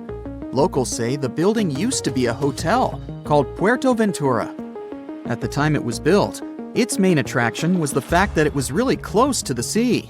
Unfortunately, the engineering behind it wasn't well planned out, all because locals didn't need any official permission to start the construction. The hotel was too close to the water and dangerously exposed to the elements. The Roman-style villa is now a mere 50 feet from the edge of the sea when the tide is low. It can only be accessed in the morning because later, the tides fill the first floor with salt water. What's now left of the hotel looks like the ruins of a two-story house. The front part is very impressive, with Roman-type pillars. It also has wide windows on the second floor. You can still see parts of the iron structures and remains of what used to be the gateway to the second floor. There are some bleachers at the top of the building. They're sometimes used by tourists. More and more people are now browsing the area, taking photos, even though the building is obviously not safe for climbing. There's little information on how long it's been sitting in its current location, but some locals say it's been there for at least 20 years. It had remained a local secret for years before it was discovered by a TikTok user in 2021. But that doesn't answer the question, how did the hotel end up in another location altogether? This is where things become a little fuzzy. While some locals say that the building was abandoned decades ago, others claim it was deserted after Hurricane Mitch hit the area back in 1998. Hurricane Mitch was one of the most dangerous weather phenomena to ever hit Central America. During the storm, the winds traveled at 178 miles per hour, and the hurricane itself lasted for about 15 hours. It was also the cause of a huge amount of rainfall, which resulted in floods and many dangerous landslides. Being built so close to the shoreline, the former hotel had little chance of surviving the extreme weather conditions, so it must have been literally displaced. After sitting under the sun, you might start dreaming of some snowballs getting washed ashore. To even out the temperature. I'm not kidding. This strange natural phenomenon did happen back in 2016. It resulted in about 11 miles of the coast of the Gulf of Aab in West Siberia getting covered with huge snowballs. Because of the low temperatures, small pieces of ice started to form in the water. Afterward, the wind and waves rolled them into giant snowballs. Some of them were the size of a tennis ball, but others were up to 3 feet wide. A 2004 Harley-Davidson night train motorcycle popped up ashore on a British Columbia beach back in 2012. It was neatly packed inside a shipping container. It took some time to do it, but the owner was eventually traced down. His name was Ikuyo Yokoyama, and he lost his motorcycle after a tsunami struck Japan on March 11, 2011. To get to its final destination, the Harley-Davidson traveled more than 4,000 miles. To celebrate its long journey, Yokoyama donated the bike to the Harley-Davidson Museum in Milwaukee. It's been on display there ever since, in case you want to visit. This strange phenomenon made it look as if someone spilled dish soap all over the beach. but it does happen pretty often in Queensland. Sea foam covers the shore there a couple of times each year. It mostly happens after a storm, when ocean waves move dissolved organic matter around. It's basically like a giant ice cream maker. After Cyclone Debbie back in March of 2017, some beaches actually needed to be closed because of huge amounts of white foam. The wind even brought some of that foam to the nearby towns, making locals believe it was snowing. Would you be surprised to see a 6 by 6 foot rusty metal die washed ashore on your local beach? Because back in 2017, people in Coeur d'Alene in Idaho sure were. It turned out to be an old storage tank. Someone decided to spice it up a bit by adding some white spots to make it look like a die. In 1992, thousands of rubber duckies got stranded at sea after a large container ship that was transporting them was hit by a wave. As you can imagine, the ducks started popping up all over the world, in Hawaii, Alaska, South America, Australia, in Europe, and even in the Arctic. It's estimated that a couple hundred of those unlucky rubber ducks are still out there. Interestingly, they turned out to be very useful to scientists. Based on their movements, researchers can monitor the direction of water currents. If you happen to like dinosaurs, you'll be happy to know sea waters can also bring ashore some fossils. In 2018, a large dinosaur jawbone ended up on the coast of Lilstock Beach in Somerset, England. It used to belong to a dinosaur called Ichthyosaurus. Thanks to this finding, scientists were able to make an impressive discovery. Before, they thought the Ichthyosaurus could reach a maximum length of about 69 feet. But after they studied the jawbone, they ended up recalculating the creature's size. They concluded that the Ichthyosaurus could grow up to 85 feet. The megalodon was the largest predator in our planet's history. It lived almost all over the globe, except near the poles. How do we know that? Because megalodon teeth keep appearing on beaches every now and then. One staggering megalodon tooth, which was way over 20 inches long, was discovered in a river in Croatia. Since these creatures have been extinct for about 3 million years, their teeth are highly prized by fossil hunters. A giant Lego man that washed ashore is something I never thought I'd hear about. And it turns out it didn't happen just once. There were 4 of these giant Lego men in total, each around 8 feet tall. One was found in England and one in the Netherlands, while the other 2 popped up in Florida and California. It was surely not a coincidence, and after some research, people found out that a Dutch artist was behind this. Ego Leonard started this project as a personal statement campaign. A short film was even made about this, and it was called No Real Than You Are. This sentence was written on each of the 4 Lego men put to sea. A bundle of over 50 letters was washed ashore in New Jersey on a beach in Atlantic Highlands back in 2012. It happened shortly after Hurricane Sandy had struck the area. A 14-year-old boy found the letters and gave them to his mom. She was so touched by them that she decided to carefully dry and return them to their owner. The letters were the correspondence of 2 people named Dorothy and Lynn. They were dated between 1942 and 1948. The last was written a week before their wedding. With the help of an online genealogy site, the woman reached Dorothy and returned the letters to the 88-year-old woman who was living in a retirement home. This hidden village is called Aogashima. It's located right in the middle of a volcanic crater. You can find it to the south of Japan, in northernmost Micronesia. The story goes that a volcano erupted in the Philippine Sea in the 1780s, causing a lot of harm to a nearby community. Half of the population managed to escape the massive eruption and came back years later to rebuild their village. At the moment, about 160 people are living there peacefully, even though the volcano is still considered to be active. Huacachina in Peru lies in one of the driest climates in the world, and still, it's a beautiful town, surrounded by lush palm trees. It also has a lagoon, which is said to have special healing properties. The settlement has a little over 90 residents that manage small businesses. Most of them use sand as their primary resource. Some offer sandboarding services or even provide luxury dinners in the desert. For over 500 years, a small group of people has been living on a cliffside of a peak called the Green Mountain.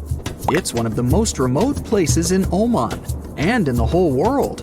The only way to reach the settlement is on foot, by mule, or by all-terrain vehicle. It's called Al-Sogara, and you need to hike around 20 minutes up a steep stone staircase to get there. The village appeared back when the locals chiseled their houses into the mountain stone to protect themselves from storms and the cold. 5 families of the Al-Sharaki tribe still call this place home, about 25 people in total. A lot of other villages like this one can be found in the region, but Al-Sogara is special because it's the only one that is still inhabited. Up until 14 years ago, there wasn't even electricity or telephone lines here. The nearest road you could drive on was 9 miles away. Since there were no schools, people had to learn how to read and write at home from their elders. To this day, the villagers continue their traditional practice of building their homes by carving them directly into the mountain rock. One of the most beautiful Greek gems is Monemvasia, a castle town located in southeastern Peloponnese. It was designed to be invisible from the mainland for added protection. You can only see it from the sea, and to reach it, you need to follow a narrow pathway that connects it to the mainland. That's actually how its name came into being. It translates to a single passage. Monemvasia was built in the Middle Ages, exclusively carved in the mountain rock. These days, a lot of old mansions have been turned into guest houses and boutique hotels. Not only is the architecture amazing and beautifully preserved, but it's also surrounded by crystal clear waters. A town with no roads? Pack your bags for Giethoorn in the Netherlands, if you don't mind traveling by boat. The town is very peaceful, probably because everyone here travels by canals. Even the mail gets delivered by water. Since there's no car traffic and people rarely move around, the town is really quiet. So quiet that the loudest sound one can hear is the quacking of a duck every now and then. It initially started as a movie set, but Hobbiton in New Zealand still exists, even after the filming of The Lord of the Rings and The Hobbit was finished. Tours to the charming set town are now available. There are 44 Hobbit holes in total, though only a few of them are actually open to the public. The isolated cliffside village of Gasadalar in the Faroe Islands has a population of only 11 people. It's mostly known for its scenic waterfall, which falls directly into the Atlantic Ocean. You could only reach it on foot, hiking through the mountains not so long ago. However, a tunnel has been constructed recently, making the place easily accessible by car. The 1980s musical Popeye had a custom set built on Malta. It wasn't taken down after the filming had been finished, and Popeye Village is now home to groups of beautifully colored wooden buildings and a company of actors. There's a lot of fun stuff to do there, like watch theater shows, go on boat rides, visit museums, or simply explore the creative village. The oldest and most photographed village in Austria is called Hallstatt. It's a hidden European gem with beautifully preserved old buildings and a subterranean salt lake. It's also home to a museum with artifacts as old as 7,000 years and the world's oldest salt mine. Fort Bortange in the Netherlands is a small establishment shaped like a star. Creative parts aside, it was built this way for defensive purposes. It gave the guards of the fort a strategic advantage because they had a perfect 360-degree view. These days, the construction is perfectly preserved, including its old buildings, cobblestone streets, wooden windmills, and sophisticated bridges. In Morocco, there's a traditional earthen village made entirely from clay bricks. You can find it in a valley close to the Atlas Mountains, 32 miles from the capital of Morocco. Merchants who followed the trans-Saharan trade route went through this town, carrying spices and gold. As the trade route became less and less popular, many of these fortresses were abandoned and are now preserved relics. It's one of the best places for skiing in the world, but it's still hidden from the public. No wonder the locals call it the secret side of the valley. Located in Austria, the tiny village of Varth has only a couple hundred inhabitants. Not only is it the snowiest village on Earth, but it also has access to one of the biggest ski slopes in the world. Its popularity increased a bit in 2013 when the construction of a high-speed road was completed nearby. Virano, in Italy, is one of the most colorful islands in the world. Because of its vibrant colors, it almost looks tropical. It features emerald green waters, beautiful houses, and a 17th century bell tower. Its lace-making tradition brought Leonardo da Vinci to the island back in the 1400s. He bought a piece of cloth there and later used it for the design of the famous Dome of Milan. If you have a UK passport, you must be familiar with the beautiful small town of Bibury, as its scenery is featured in your ID. It's surely one of the most charming towns in Europe, as it's made up of stone buildings standing on the River Colne. The image in the UK passports is that of Arlington Row, a line of weavers' cottages that date back to the 14th century. The town of Coober Pedy in Australia is partially underground. It all began back in 1915, when opal deposits were found in the area. To this day, the town is still the biggest opal mine in the world. People living there figured out that it would be more comfortable for them to stick to the underground, as the temperatures outside can reach 125 degrees Fahrenheit. So, the settlement now has underground stores and galleries. Coober Pedy is also home to the world's first 4-star underground hotel. To visit the most remote location in the whole world, you'll need to prepare yourself for quite a journey. If you're traveling from the United States, for example, the easiest route is a 15-hour-long flight to Cape Town, South Africa, followed by a 6-day boat ride. Only after that will you reach Tristan da Cunha. Or you can take a month-long cruise across the South Atlantic Ocean, whatever works better for you. Planning in advance is a must, since there are only 9 boat trips to the island yearly. The island itself is just 7 miles long. Sitting right in the middle of the South Atlantic Ocean, it covers a mere 37.8 square miles. The 300 residents are all farmers. They have the internet, but it's really slow. As for a phone network or a local newspaper, neither is available. The inhabitants of the island speak a dialect of English that is used by the smallest number of people in the world. Everyone loves a good landmark. The Roman Colosseum, the ancient city of Machu Picchu, the Giza pyramids. But have you ever wondered how it once looked? Way back in the days when they were built? Or even in the time they were covered in ivy and forgotten by humanity? Buckle up, because we're heading on a time travel adventure to the world's greatest archaeological sites. Our voyage begins in South America, deep inside the Peruvian mountains. Behold, the city of Machu Picchu. Machu Picchu is a monument to the ingenuity and power of the Inca civilization. During its prime, the Inca civilization stretched 2,500 miles along South America's coastline from modern-day Ecuador all the way down to Chile. And Machu Picchu was located at the heart and center of it. The historic site was constructed at around 7,000 feet above sea level, more or less around 1450 BCE. The gated city consisted of around 150 buildings made of stone. The Incas managed to build temples, houses, and even a complex aqueduct system to irrigate the entire town. And yes, they did all that without the help of wheels or any instrument made of iron. The housing model is somewhat similar to stone houses we see nowadays, with the difference that the Incas didn't use any cement to stick together the blocks of stone. Yet, they fit seamlessly on top of each other. Not only that, the Incas must have developed a rudimentary yet effective anti-earthquake technology, since in the event of a quake, the rocks would shake without falling out of place. If Machu Picchu had been built today, it would have cost over $70 million to finish the entire thing. The purpose of the site is still a mystery to many historians. Theories suggest that it could have been built as a ceremonial site, a safety base for the Inca people, or even a retreat for royalty.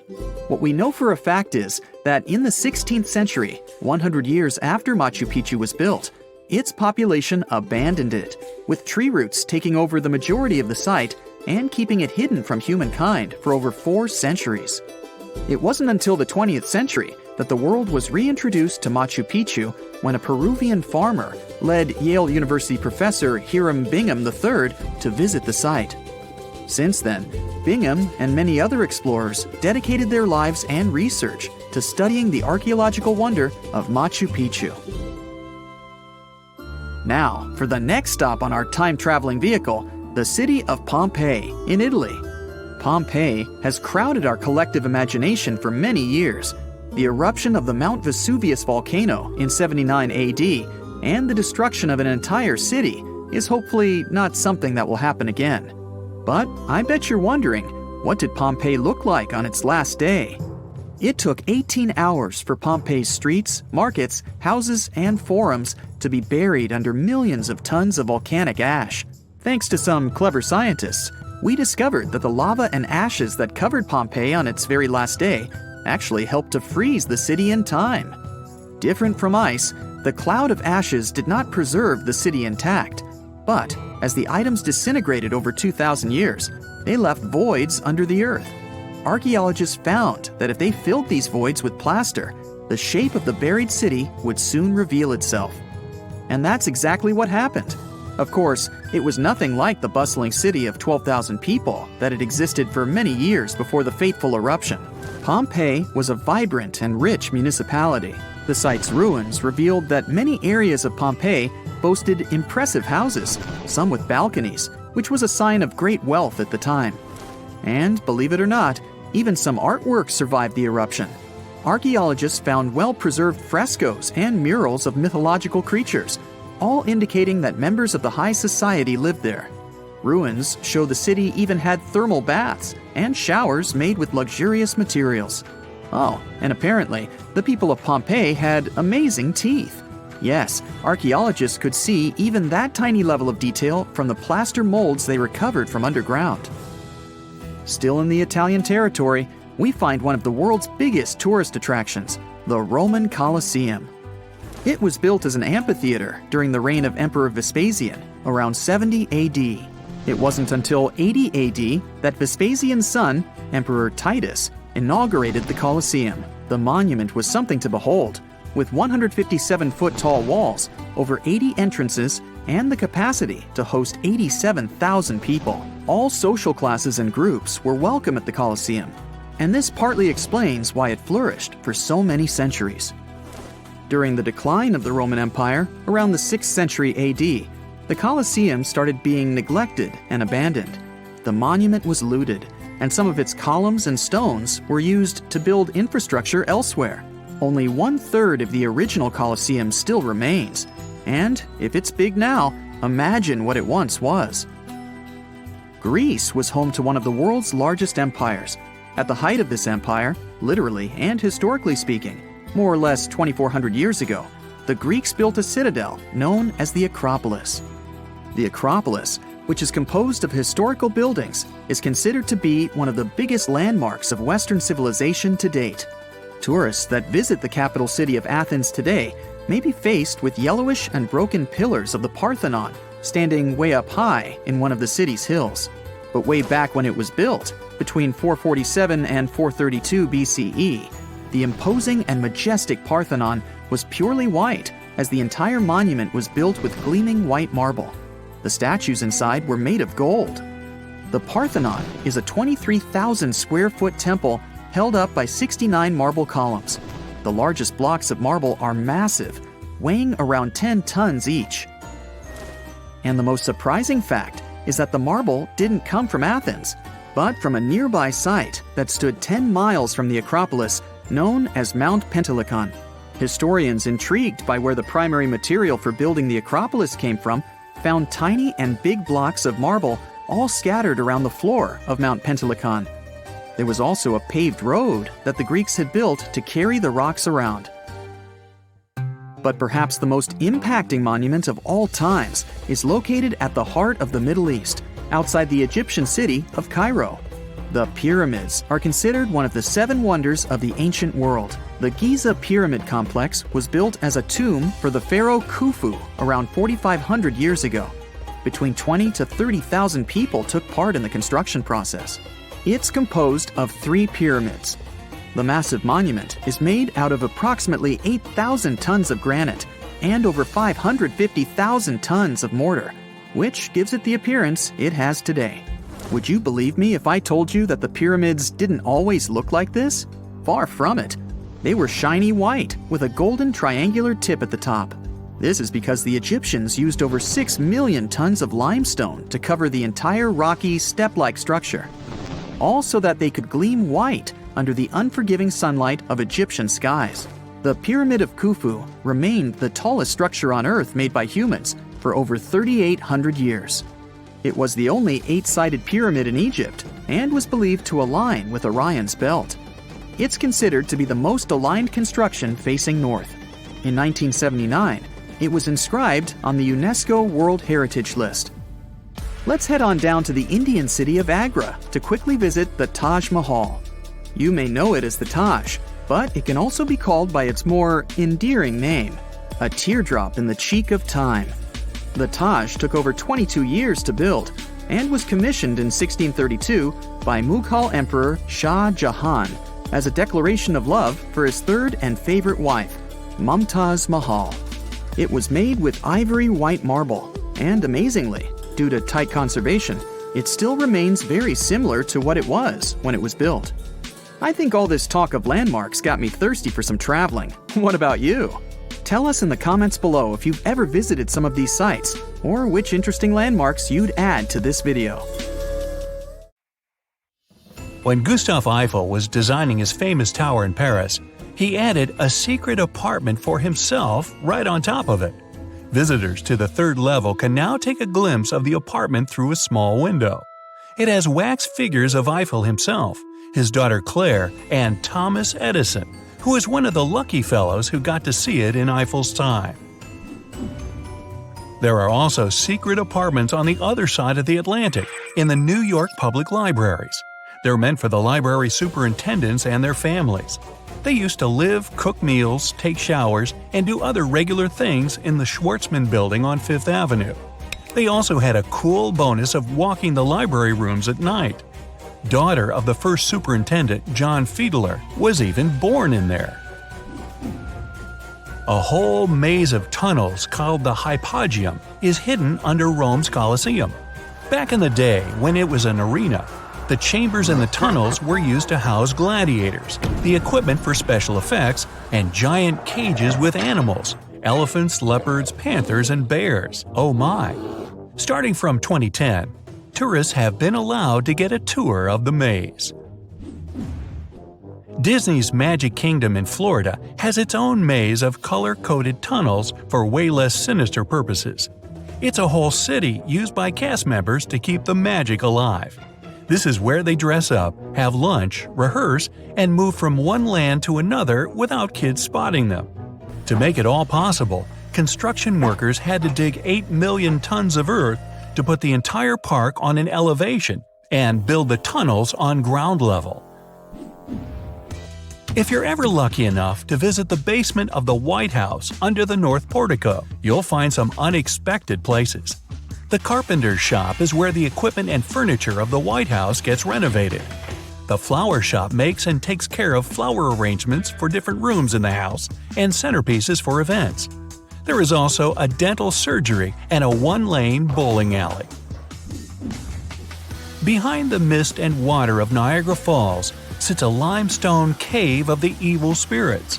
It has a sinister history involving famous French explorer La Salle. According to the legend, a voice told him to leave the area in the Iroquois language. When he didn't listen, his life turned into one huge misfortune. The cave is still producing scary groaning sounds today. Next time you're waiting for your departure at Grand Central Terminal, remember you can play some tennis at the Vanderbilt Luxury Tennis Club. It's in the annex on the 4th floor, which used to be an art gallery, a TV studio for CBS, and even an indoor ski slope covered with artificial grass. Now there are 2 tennis courts, 2 practice lanes, and a fitness room in there. A basketball court, nicknamed the highest court in the land, is located just above the courtroom on the 5th floor of the United States Supreme Court building in Washington, D.C. It was used as a room for journalists up until the 1940s, when it was turned into a workout room. It's not open to the general public, but clerks, off-duty police officers, and other Supreme Court employees like to play here between court sessions. There is a Hall of Records hidden behind President Abraham Lincoln's face at Mount Rushmore. The monument's sculptor, Gutzon Borglum, wanted to put it there to make it forever significant. Years after he passed away, the room got porcelain enamel panels with the words to the U.S. Constitution, the Bill of Rights, and the Declaration of Independence, and explanations why these very presidents were chosen for the monument. If you ever make it to Florence, Italy, go check out an unmarked door on the first floor of the Uffizi Gallery. It opens into the Visseri Corridor, built in the 16th century, and connecting the gallery to Pitti Palace. To build it, architect Visseri had to go through several medieval towers and even people's homes. One family objected, so the corridor had to go around their tower. You can now see 16th and 17th centuries art inside the corridor. New York City's iconic Waldorf Astoria Hotel stands atop the mysterious abandoned Track 61. There is a locked door on 49th Street and a private elevator leading there. VIPs like presidents and celebrities used it to enter the hotel unnoticed by the public. There's still a train car at the station. There are no official tours going there, but now that you know of it, you can spot the station out of the window on some Metro North trains to your right. The Sydney Opera House was opened by Queen Elizabeth II herself in 1973. It has venues for opera, ballet, classical, and modern music and dance, and an added bonus of a nightclub called The Studio, fitting 300 people. It plays underground music and hosts contemporary music festivals featuring famous rappers. The smallest police station in Great Britain used to be located in a lamppost right in Trafalgar Square. It was put there in 1926 to accommodate one police officer who'd secretly watch over strike activists. They say it even had a phone line to call Scotland Yard. The place is now used as a cleaning closet. One of the most famous sights of New York has an extra floor not so many people know about. Mostly celebrities and engineers have access to floor 103 of the Empire State Building. They get there through a hidden stairway, and the view is perfectly unobstructed as there is just a knee-high ledge with a railing. The Amazon rainforest in Brazil is a secret home to more tribes completely disconnected from the rest of the world than any other place. There are over 100 of those groups that have a dramatic history of encounters with outsiders. Whenever a stranger approaches, they use arrows, clubs, and other things to protect themselves or simply hide behind the trees. A few years ago, scientists found a mysterious void above the Grand Gallery of Egypt's Great Pyramid of Giza. They still don't know exactly how large the void is because they can't go in or use usual research methods not to destroy a tiny bit of the pyramid. Only super-sensitive detectors are used on it from the outside. The researchers are guessing it could have served as another gallery or a construction ramp. A giant statue of Leonardo da Vinci has been welcoming visitors to Rome at Fiumicino Airport since 1960. 46 years after its opening, the statue was going through renovation. One of the workers found a little hatch in the middle of it. There were 2 parchments inside, still perfectly preserved. Take your binoculars with you, and maybe you can spot them from the plane the next time you're there. Roxy Suite is located in one of New York's prime locations, on the 5th floor above the stage of Radio City Music Hall. It was named after a vaudeville producer who wanted to have his own apartment in the theater itself back in 1932. You can take a good look at it during the stage door tour or rent it as long as you have some good spare money. St. Mark's Basilica in Venice is so majestic on the outside, you'd hardly want to look underground. If you do, though, you'll find a well-preserved, mysterious 11th century crypt. A lot's happened to it in all this time. It used to be sealed because of floods. There's still water inside it now, which looks like a mirror pool. It's pretty tricky, but not impossible to get a tour of it. Abraham Lincoln Memorial is sitting on a marble throne on top of a 3-story basement. Engineers building the monument set concrete columns in there to support the construction.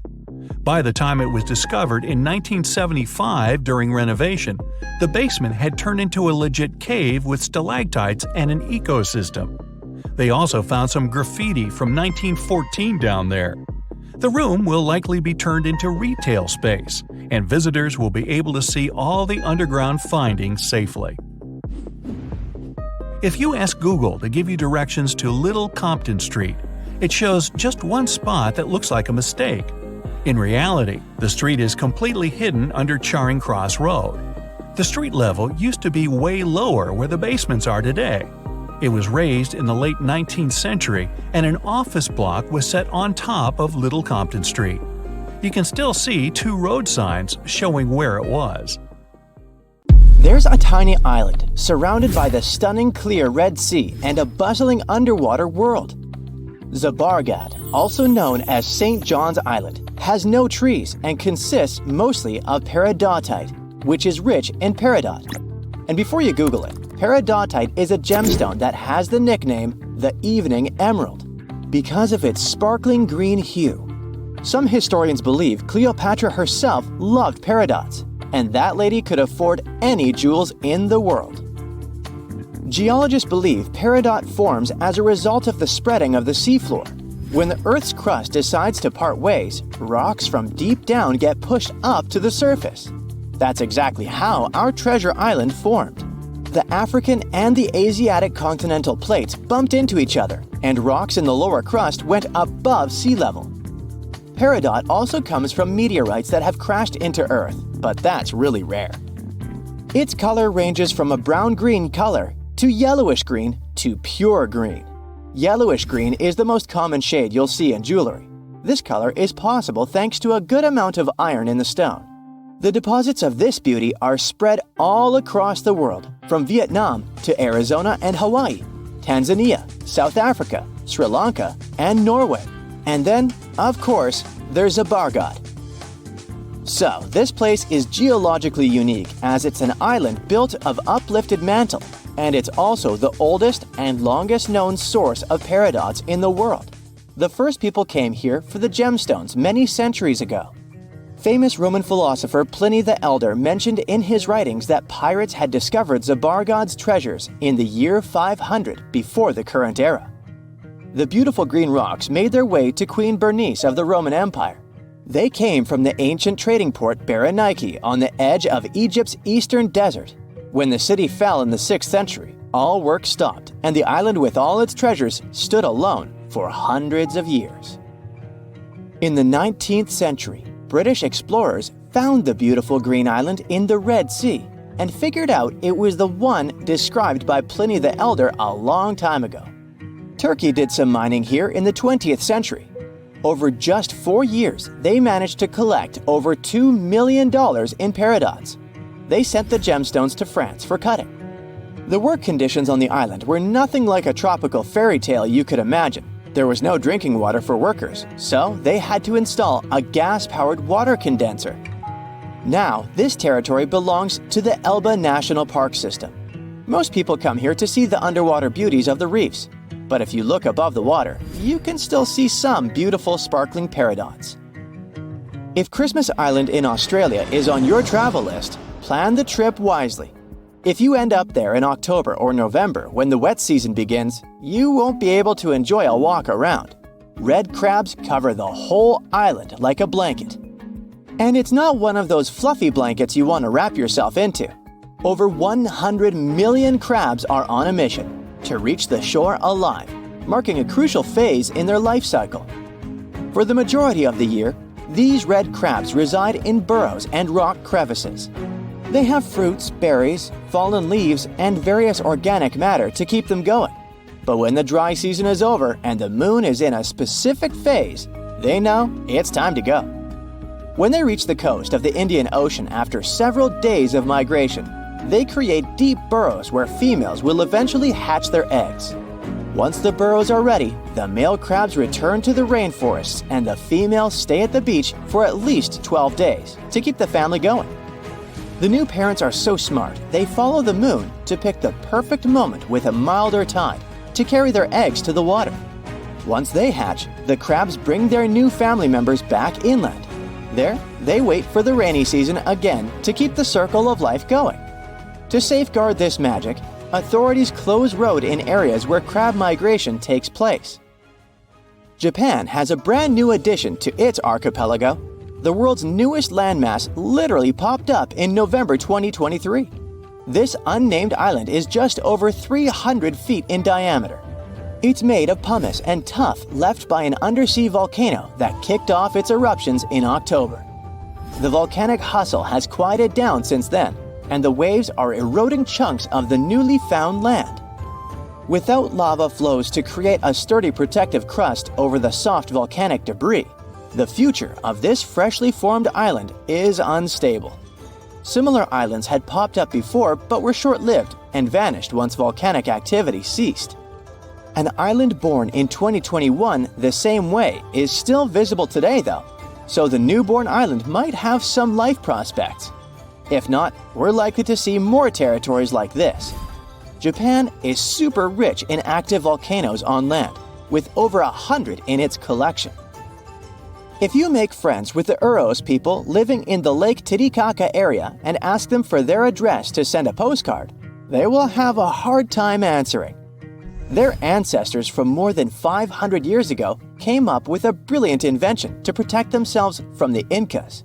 They built islands from totora roots and reeds that could be moved away from danger deep into the lake. Totora plants help the local community a lot since it's water resistant and is used for all sorts of things, from building boats to roofs and mattresses. The islets are even edible, and the flowers of the plant they're made of are used for tea. So there are around 120 islets still preserved, and over 1,000 people can live on them. From 2 to 6 families share one islet home. Since there's no need to run away from the Incas anymore, they need to make sure the islets stay in one place. Every 15 to 20 days, the reeds forming the islets decay and need to be replaced. To prevent constant drifting, locals use eucalyptus rods as anchors, firmly securing the islets. Despite their small size, these islets have 2 spoken languages. The residents craft their fabric and create stunning outfits. Solar panels provide sufficient power for them to have light and even TVs. The main islet has a radio station, and the locals have embraced tourism. You can make a reservation online and experience the floating life yourself. Some islands pop out of nowhere, and others disappear without a trace. One of the most famous so-called phantom islands is High Brazil off the coast of Ireland. Before you ask, no, it doesn't have anything to do with Brazil. High is a variation of I, which means island, and Brazil comes from the root bres, meaning mighty, great, beautiful in Irish, and it gave the name to one of the local deities. This tiny mist-covered island was first mapped in 1325, but later attempts to pinpoint its exact location didn't come to one result. So, legend has it that the island appears only once in 7 years, and even those who claim to have seen it say they had just sailed right through it without bumping into any land. Captain John Nisbet shared the story of how he had not only spotted High Brazil, but got stranded on it with his crew. According to him, the island boasted a castle and was mostly uninhabited. There was even an encounter with an ancient grave gentleman who shared the island's ancient history over a lavish feast. In the late 15th century, a series of expeditions set sail from Bristol to find the famous island. All attempts failed, and High Brazil disappeared from the maps in 1865. We might never find out if it was there in the first place, but it's a beautiful story anyway. Antarctica. It was once a green land full of dinosaurs, but now it's a frozen continent bigger than that of the US that doesn't belong to anyone. It isn't hard to find. Wherever you go, just go south until you get to the big icy thing at the south pole of our planet. It lies within the Antarctic Circle, and it's the largest single mass of ice on Earth. The continent is bigger than the US and even bigger than all of Europe. And still, Antarctica was officially discovered recently. Scientists hadn't known of its existence until 1820. After the discovery, it took another 2 decades to confirm it was a whole new continent, and a few more decades after that to decide on a name. In Antarctica, anti means the opposite. So, Antarctica literally means the opposite of the Arctic. Now, even before scientists discovered the land, ancient Greeks already theorized that there must be a southern continent to balance out the Arctic in the north. Also, some scientists who studied Polynesian artwork and oral history believe that Polynesians found the continent over a millennia before the Europeans did. Anyways, today we all know of this icy land at the South Pole. Because of its location, there are just 2 seasons there, summer and winter, and both last 6 months. In summer, it's a bit warmer, and the continent exists in pure daylight. And in winter, it's dark all day long. 98% of Antarctica is ice. This continent alone stores 60% of the planet's fresh water. And yet, despite all those water reserves, Antarctica is the biggest desert in the world. By definition, a desert is an area with sparse vegetation and little snow or rain. Notice that plenty of sand isn't a necessary condition here, even though the continent does have some sand and even sand dunes. It also gets a lot of wind. Antarctica is the windiest continent on Earth, and wind speeds can reach 200 miles per hour. That's even faster than hurricane winds. The little snow the land gets never melts. It just builds up over time, for centuries and millennia. So there's a thick ice layer there. This makes Antarctica full of hidden secrets. There's a whole new world underneath its ice. For example, there are a lot of mountains on the continent that are like 9,000 feet tall. It's taller than 3 Burj Khalifas stacked on top of each other, if we must, and that's currently the tallest skyscraper in the world. But we don't see all those mountains because they're all hidden under the ice sheet that's almost 16,000 feet thick. There's also a lake down there, beneath over 11,000 feet of snow. The lake is called Lake Vostok, named after Vostok Research Station, under which it's located. Originally, it was just a hypothesis. Over a century ago, a scientist suggested that the huge pressure created by tons of ice could decrease the melting point of ice in the lowest layers of the ice sheet, creating liquid water, which could form a lake. He didn't prove his ideas in his lifetime, but others continued his work and confirmed that this theory was true. There's also a canyon in Antarctica, hidden underneath huge masses of snow too. It's deeper than the Grand Canyon we have in Arizona. There is a mountain range that divides the continent into 2 parts, East Antarctica and West Antarctica. The western part of the continent is experiencing higher temperatures and is starting to melt. If West Antarctica melts and releases its stored water, it will raise the average global sea level by about 16 feet. That will be enough for some cities all over the world to completely disappear. Perhaps the first to turn into a water world will be Thailand's capital, Bangkok, which is just 5 feet above sea level. Then it will be Amsterdam in the Netherlands, followed by Ho Chi Minh City in Vietnam, Cardiff in the UK, and New Orleans in the US. People do a lot of work in Antarctica now, residing there for many months at a time to study this mystery of a continent. Over the years, even a few children were born there. But it's not a country, and the land doesn't belong to anyone. It's governed by the Antarctic Treaty System, an agreement of peaceful research and collaboration that suspends all territorial claims. It was first signed by 12 nations, and now there are 59 supporters, half of whom have decision-making powers. The continent is occupied all year round by researchers from all over the world. There are about 5,000 people living there in summer and about 1,000 in winter. Yet no one is a permanent resident there. People come and go, and the scientists take turns spending time there. The average yearly temperature there is negative 30 degrees. But there was a time when Antarctica was about as warm as Melbourne, Australia is today. It was about 40 to 50 million years ago. I wasn't around then. But the continent had green forests and dinosaurs roaming its land, chilling in the sun in a 63-degree Fahrenheit environment. That was before penguins. In our age, it's so cold that you won't even find any trees or bushes in Antarctica, just the snow. The only plants that can thrive in such extreme temperatures are lichens, moss, and algae. People can't stand such freezing conditions for lengthy periods of time either, so the continent has never had any indigenous population. Well, that is, if we don't count penguins, seals, whales, and a few other types of birds that live there now. Antarctica's fauna is the scariest and least diverse on the planet because only a few organisms can withstand its harsh conditions and because non-natives aren't allowed to be brought there. So, if you decide to travel to Antarctica with your cat, well, you can't. Hey, I don't make the rules. But those few species that live on the South Pole totally own the place. There are no more than 5,000 people there and around 20 million penguins. They are a kind of settlers, though. Penguins' first ancestors lived in Australia and New Zealand. There are still a few penguin species there, including the smallest penguin on Earth that is just 1 foot tall. Still, most of the penguins migrated to Antarctica at some point, possibly because they were attracted by the greater food supply there. It's not the cold that made them like the land. It turns out, most penguins leave the continent when the summer ends. The only ones that stay there are male emperor penguins, and they do it to warm and protect eggs left by their mates. But where do all the other penguins go? At first it was a big mystery even to scientists, but then they attached some tiny location devices to the legs of a few of these animals and figured it out.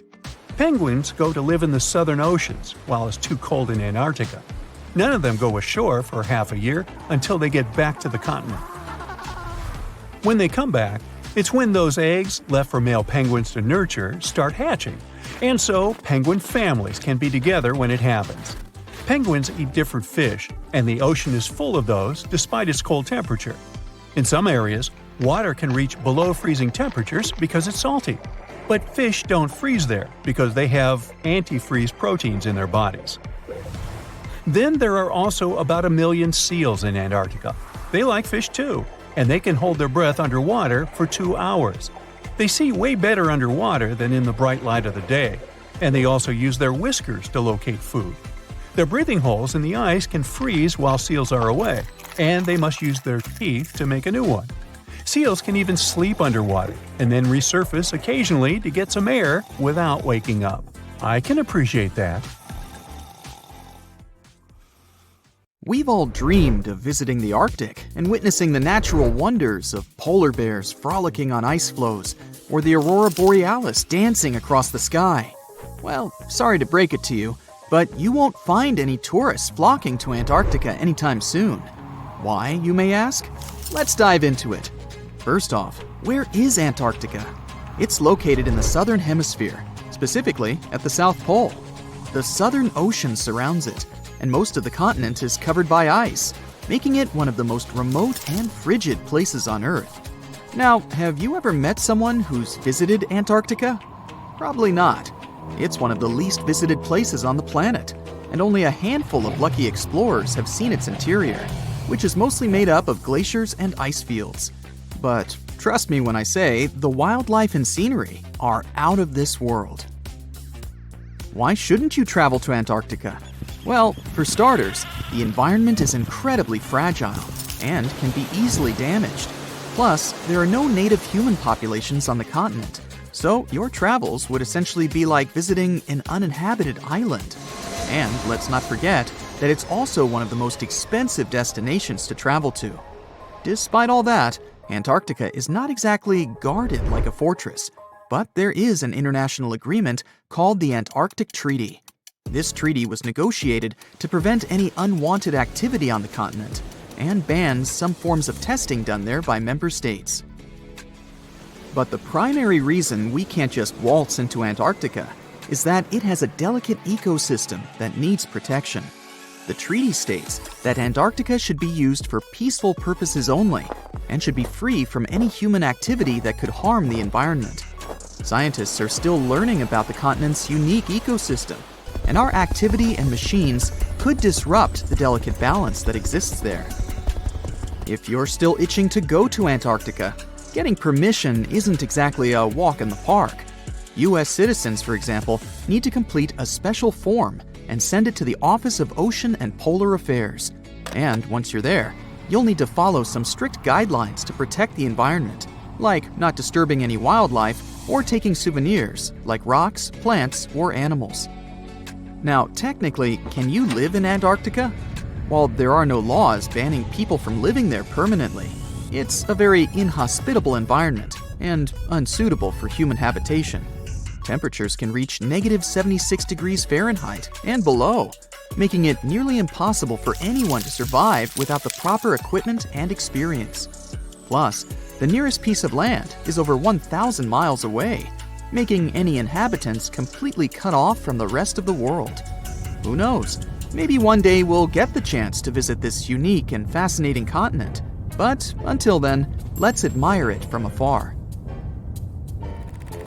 Let's now talk a bit about the discovery of Antarctica. Unlike other places that were already inhabited, Antarctica never had a native human population.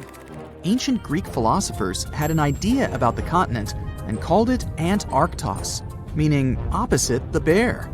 The bears it refers to are not the polar ones though, but rather the Great and Little Bear constellations, which are only observable in the northern hemisphere. As a result, the term signifies the opposite of the land of the bear. Whaling and sealing voyages in the late 1700s and early 1800s would venture further south when rounding Cape Horn at the tip of South America. It was known that going further south often meant stronger winds, but also the risk of hitting floating ice of all sizes and of winds and seas that could prove dangerous to the ship and crew. Captain James Cook was the first to cross the Antarctic Circle on January 17, 1773, in the Ross Sea region. He reached a point further north a year later, and though he didn't sight land, he came to within 50 miles and saw deposits of rock held in icebergs, indicating that a more southerly land existed. The first sighting of Antarctica is widely acknowledged to have taken place in January of 1820, during the voyage of two ships under the command of Captain Fabian Gottlieb von Bellingshausen, as part of a 2-year exploratory expedition around the world to discover new lands. The captain's ships were the first to have crossed the Antarctic Circle since Cook. The first undisputed landing on Antarctica didn't happen until much later, on January 24, 1895, at Cape Adare during the whaling voyage of the ship Antarctic, led by Henrik Bull. A small boat with 6 or possibly 7 men on board rowed ashore during calm conditions. You might not believe it, but Antarctica is actually a desert. With all that ice, you'd think it'd be like a winter wonderland with snowball fights and hot cocoa all day long. When we think of deserts, we picture camels and cacti and people struggling to find water. But in Antarctica, it's a whole different story. The struggle isn't to find water, it's to find anything that's not covered in ice. And the average rainfall has been just over 0.4 inches in the past 30 years. That's like a few drops of rain compared to what we're used to. So technically, it's not the dunes or sizzling heat that makes a desert, well, a desert. It's the lack of precipitation. But don't worry, if you ever find yourself lost in Antarctica, you won't have to worry about getting thirsty. Just make sure you bring a jacket and some mittens, because it's cold enough to make you into a popsicle. Not only is Antarctica one of the driest places on Earth, but it's also the coldest, the windiest, and the highest. Talk about overachieving. The penguins and scientists down in Antarctica have at times found themselves in a bit of a pickle when it comes to time. You see, unlike the rest of us on this big blue planet, there is no Antarctica time zone. All the lines of longitude meet at a single point at the South Pole, making it a bit of a head-scratcher when trying to figure out what time it is. Now, you might be thinking, but how do the scientists and researchers keep track of time down there? Good question. They typically stick to the time zone of the country they departed from. However, with stations from all over the world on the Antarctic Peninsula, things can get a little wacky. Imagine trying to coordinate with your neighboring countries without accidentally waking them up in the middle of the night. You might think that not much could survive in a place where the temperature is extremely cold, the sun barely shows up, and the wind could blow you away faster than a tumbleweed. Well, as in many places on Earth, life found a way in Antarctica too. Believe it or not, this frozen continent is buzzing with activity.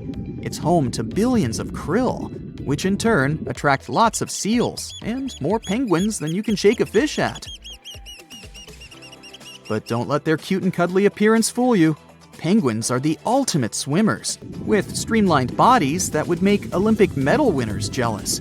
They come ashore to breed and chill, but their real talent is stealing pebbles from each other and forming mathematically precise huddles to stay warm. Antarctica is also home to the largest species of penguin on Earth. It's called the emperor penguin. Sure, these creatures are flightless birds, but that doesn't mean they can't jump. In fact, some of them can leap up to 120 inches. And let's not forget about the seals. With their furry bodies and special songs, these marine mammals are protected by the Antarctic Treaty, and they're thriving in the cool waters of the Southern Ocean too. But the real stars of the show are the whales. During the Antarctic summer, these huge creatures show up in droves to chow down on the abundant krill. It's indeed like a whale buffet down there. Hey, I have an invitation for you. Pack your bags and let's head down to the world's most visited city, Paris. The city of love, the city of blinding lights, or whatever you want to call it. Our goal is to uncover as many secrets as possible regarding the world-famous Musée du Louvre.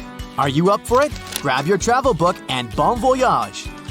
The Louvre makes a big impression if you're visiting it for the first time.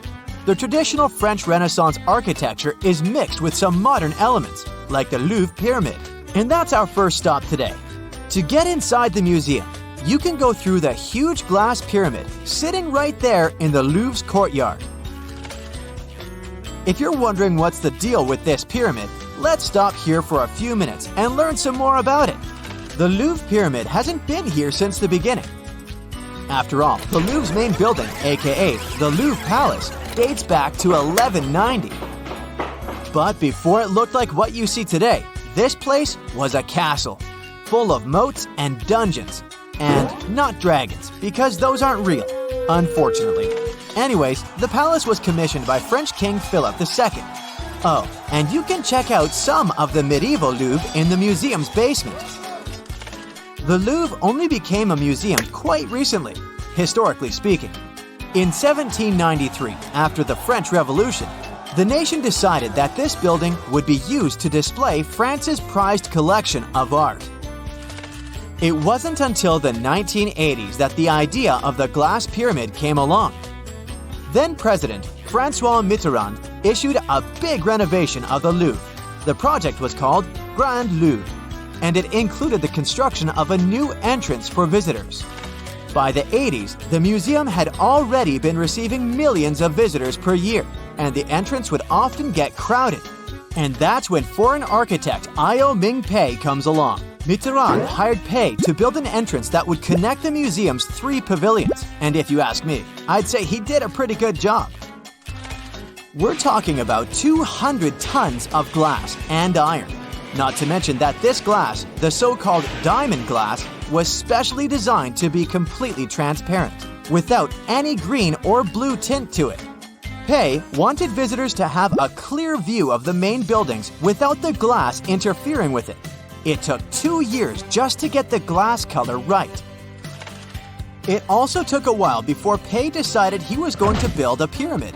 He experimented with designing a cube and even a hemisphere. But since the original building doesn't have any curves, this would make the courtyard piece too out of context. So he decided to build a pyramid instead, inspired by the ones in Egypt. After all, the Louvre holds an immense collection of ancient Egyptian artifacts, so that kind of makes sense. Just a wild guess here. The thing is, the French are pretty critical, and once the Louvre Pyramid was finished in 1988, it became the center of a very heated debate. Public opinion was unsettled by such a modern construction. Today, people take all kinds of weird selfies with the pyramid, but back then, locals were saying that the modern architecture had nothing to do with the Louvre's Renaissance style or even the history of the building. Some even said that the pyramid wasn't French enough. Yikes! Standing in line to get inside the Louvre, you can't help but wonder, how do people clean this huge glass pyramid? We're talking glass slopes, so this sure isn't an easy feat. In the beginning, the museum administration apparently hired mountaineers to climb it and clean it.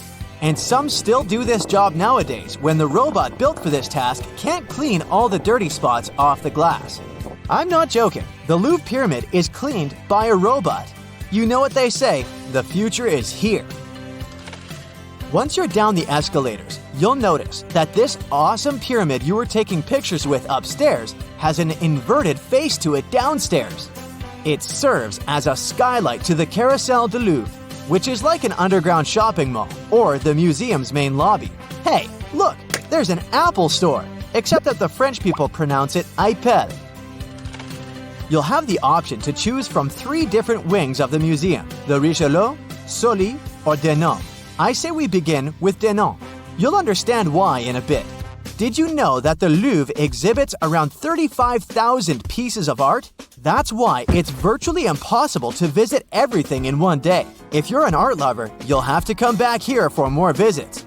But to see all the pieces of art spending around 30 seconds on each, you'd have to visit the Louvre over 100 times. And that's not counting restroom and lunch breaks. You get the picture, right? The museum is huge. That's why it takes about a 10-minute walk to get from the lobby entrance to the Louvre's most famous painting, the Mona Lisa. But since you're here early, you managed to take good pictures of this Da Vinci masterpiece. A little known fact, the Mona Lisa was once stolen from the Louvre. It was once stolen at night by a man called Vincenzo Peruggia. He was an employee of the museum, and investigators think he slept inside the Louvre to perform what is known as the greatest art theft of the 20th century. Apparently, the next morning, Vincenzo simply walked out of the museum with the Mona Lisa hidden among his belongings. The Mona Lisa was gone for almost 2 years until the painting was recovered in Italy. Who knows, maybe she enjoyed the trip back to her homeland. If you're an art history buff, you might know that the Mona Lisa has lots of theories revolving around it. The painting is shrouded in mystery, that's a fact. A strong case has been made that the Mona Lisa could be a self-portrait of Da Vinci himself. Historians have compared Da Vinci's face and that of the Mona Lisa, and guess what? They appear to be strikingly similar. Also, a 2010 study done by Italy's Committee for Cultural Heritage found that there is a collection of symbols hidden in the painting. These are only visible through highly technological magnifying lenses, but they showed that Leonardo inscribed an LV inside Mona Lisa's right eye. Experts guess that this is Da Vinci's signature, but the other symbols, a CE in the left eye and a 72 in the arch of the background bridge, are still a mystery. But enough about La Gioconda. We want to get to the Sully wing of the museum. Along the way, you'll see some people sitting in front of paintings with a drawing book or even a canvas. Is that allowed? Yep, this is a very interesting feature of the Musée du Louvre. The museum houses an art school called École du Louvre. The students of this school, as well as other Parisian institutions, can get permits to sit in front of paintings and copy them. This way, promising young artists can learn directly from the source. They copy the works of Renoir, Monet, and Poussin, trying to figure out the techniques these painters used. Can I sign up for this, please? To finish your tour, you're visiting the ancient moat we talked about earlier in this video. You know, the one that was part of the original Louvre when it was still a castle. Thanks to the archaeological excavations that happened in the 1980s, this part was uncovered and has been open for visitation since 2016. You can even see a miniature model of what the original castle looked like. And if you visited other landmarks in Paris, you'll notice that it's pretty similar to the Conciergerie. I wonder if they've ever thought about producing cheese down here. It seems like the perfect place. Oh well, I hope you enjoyed learning some secrets of the world's most famous museum. See you next time! What if I told you you just won a round-the-world trip to visit the planet's most famous landmarks? Nice, right? But there's a catch. you might be visiting them for the last time in your life. That's because these landmarks are threatened to disappear during your lifetime. Yikes! Ah, Paris, the city of love. For our modern eyes, it's hard to imagine the city without its most famous landmark, the Eiffel Tower. But it wasn't always there, of course. Gustave Eiffel, the tower's architect, was commissioned to expose it during the 1889 World Fair. But the so-called Iron Lady was only meant to stand for 20 years. After that, it was going to be demolished, except that, this plan was never implemented.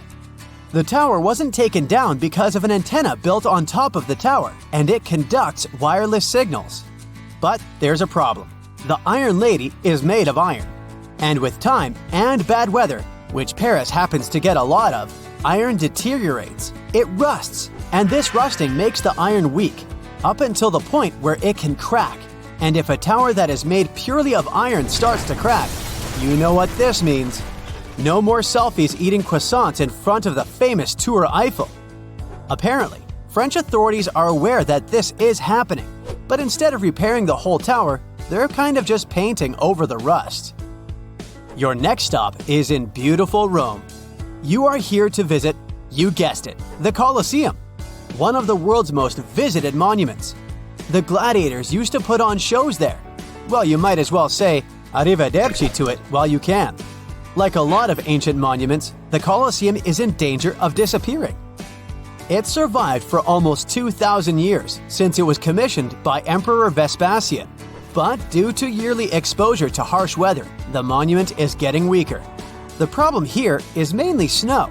When snow falls upon the Colosseum, the freezing water infiltrates the cracks of the rocks and makes them bloat. You know, like when you put a soda can into the freezer and the bottom pops out? I know, snow is a kind of infrequent visitor in Rome, but even rare below-zero temperatures can damage the Colosseum seriously. And since we can't control the weather, who knows how long we'll get to see this beauty around? After hopping on a red-eye to India, you arrive at the unique Taj Mahal. It's even more mesmerizing in person than it is in pictures. The Taj is one of the 7 wonders of the modern world. But why is it at risk of disappearing, you might ask? The monument was finished way back in 1643. It was made with pristine white marble as a gift from Emperor Shah Jahan to his beloved wife. But if our white shirts get dirty just by stepping outside the house, imagine an open-air monument that has existed for over 4 centuries. The Taj Mahal is located in the city of Agra, right beside the Yamuna River. Over the years, the region has become very polluted, and all of this pollution is helping to destroy the Taj. India's Supreme Court has been on the case for many years now, and they say the monument is turning greenish and brown. So, high authorities decided that either the local government restores the Taj Mahal completely, or they'll shut it down, or worse, destroy it. For the good of humanity, I hope they decide to restore it already. Otherwise, we'll be down to only 6 wonders. Finally, you've made it to South America. More specifically, you're now in the mountainous country of Peru. If you're not used to such high altitudes, you might get a little dizzy. But it's worth it to see the mesmerizing Incan ruins of Machu Picchu. The city is located at over 7,000 feet above sea level, and no one knows how the Incas built such a sophisticated village. That's why the site attracts around 440,000 visitors every single year. But since regulation is not so strict, the site is also slowly deteriorating. Machu Picchu may be the victim of something known as over-tourism. I mean, if you look at any footage from the site on a normal day, it's pretty packed up. And even if it's a stone-made town and stones are pretty resistant, they do suffer from erosion. Man-made or weather-made. Oh boy, I really don't like the sound of that. There's another stone monument that you need to check off your list. Can you guess which one it is? Yup, Stonehenge. Located in the peaceful hills of Wiltshire, England, Stonehenge has been around for over 5,000 years. Well, nobody knows exactly when it was built, but bear with me. If the only cause for disappearance would be erosion, then it would make the monument millions of years before it disappeared. But that's not the case. Since 1995, there have been multiple proposals from British authorities to build an underground tunnel that connects southeast and southwest England. The thing is, the tunnel passes underneath Stonehenge, and it might rock the site's foundation. Get it? Rock? Anyway, since the project was suggested, local supporters of the monument have found a Save Stonehenge alliance to keep the monument safe. They strongly believe that any enterprise, such as this tunnel, will severely harm the site. Ah, Egypt. This time, to arrive at your destination, you travel in style. And by that, I mean camels. Just for the photo op, of course. But why are you here? You came to check out the Great Sphinx. You know, the one with the broken nose? The Sphinx was also built way back in the day. Try over 4,000 years ago. And back then, they used what they had at their disposal, limestone. Now, some researchers think that hazardous weather may be damaging the Sphinx's limestones. You see, they're very porous types of rock, so water easily infiltrates inside of them, making erosion stronger and faster. But water is also coming from down below. Unlike the pyramids of Giza, the Great Sphinx was carved directly from the bedrock. And right underneath the monument, there's a riverbed, which also infiltrates into the Sphinx, making it weaker. Fingers crossed that Egypt doesn't get a lot of rainfall in the next few centuries. I hope you brought your swimsuit because it's time to dive deep into the Dead Sea. Except that you probably won't get too deep. You know, since there's so much salt in the water that you basically only float. Fun fact, this sea is 10 times saltier than the ocean. It may be a little ironic that the Dead Sea is at risk of actually perishing, but it's true. The lake level is dropping 4 feet every year. It has to do with one of the sea's main tributaries. A tributary is a river that flows into a much larger body of water. The thing is, the region is not so rich in natural water, so some of the local authorities ended up diverting small tributaries for basic human uses. But since every action has a reaction, the Dead Sea is now facing some difficulties. Back in the USA, it's time to visit the city that never sleeps. And if you've understood this trip by now, you already know the landmark we're visiting. It's Lady Liberty.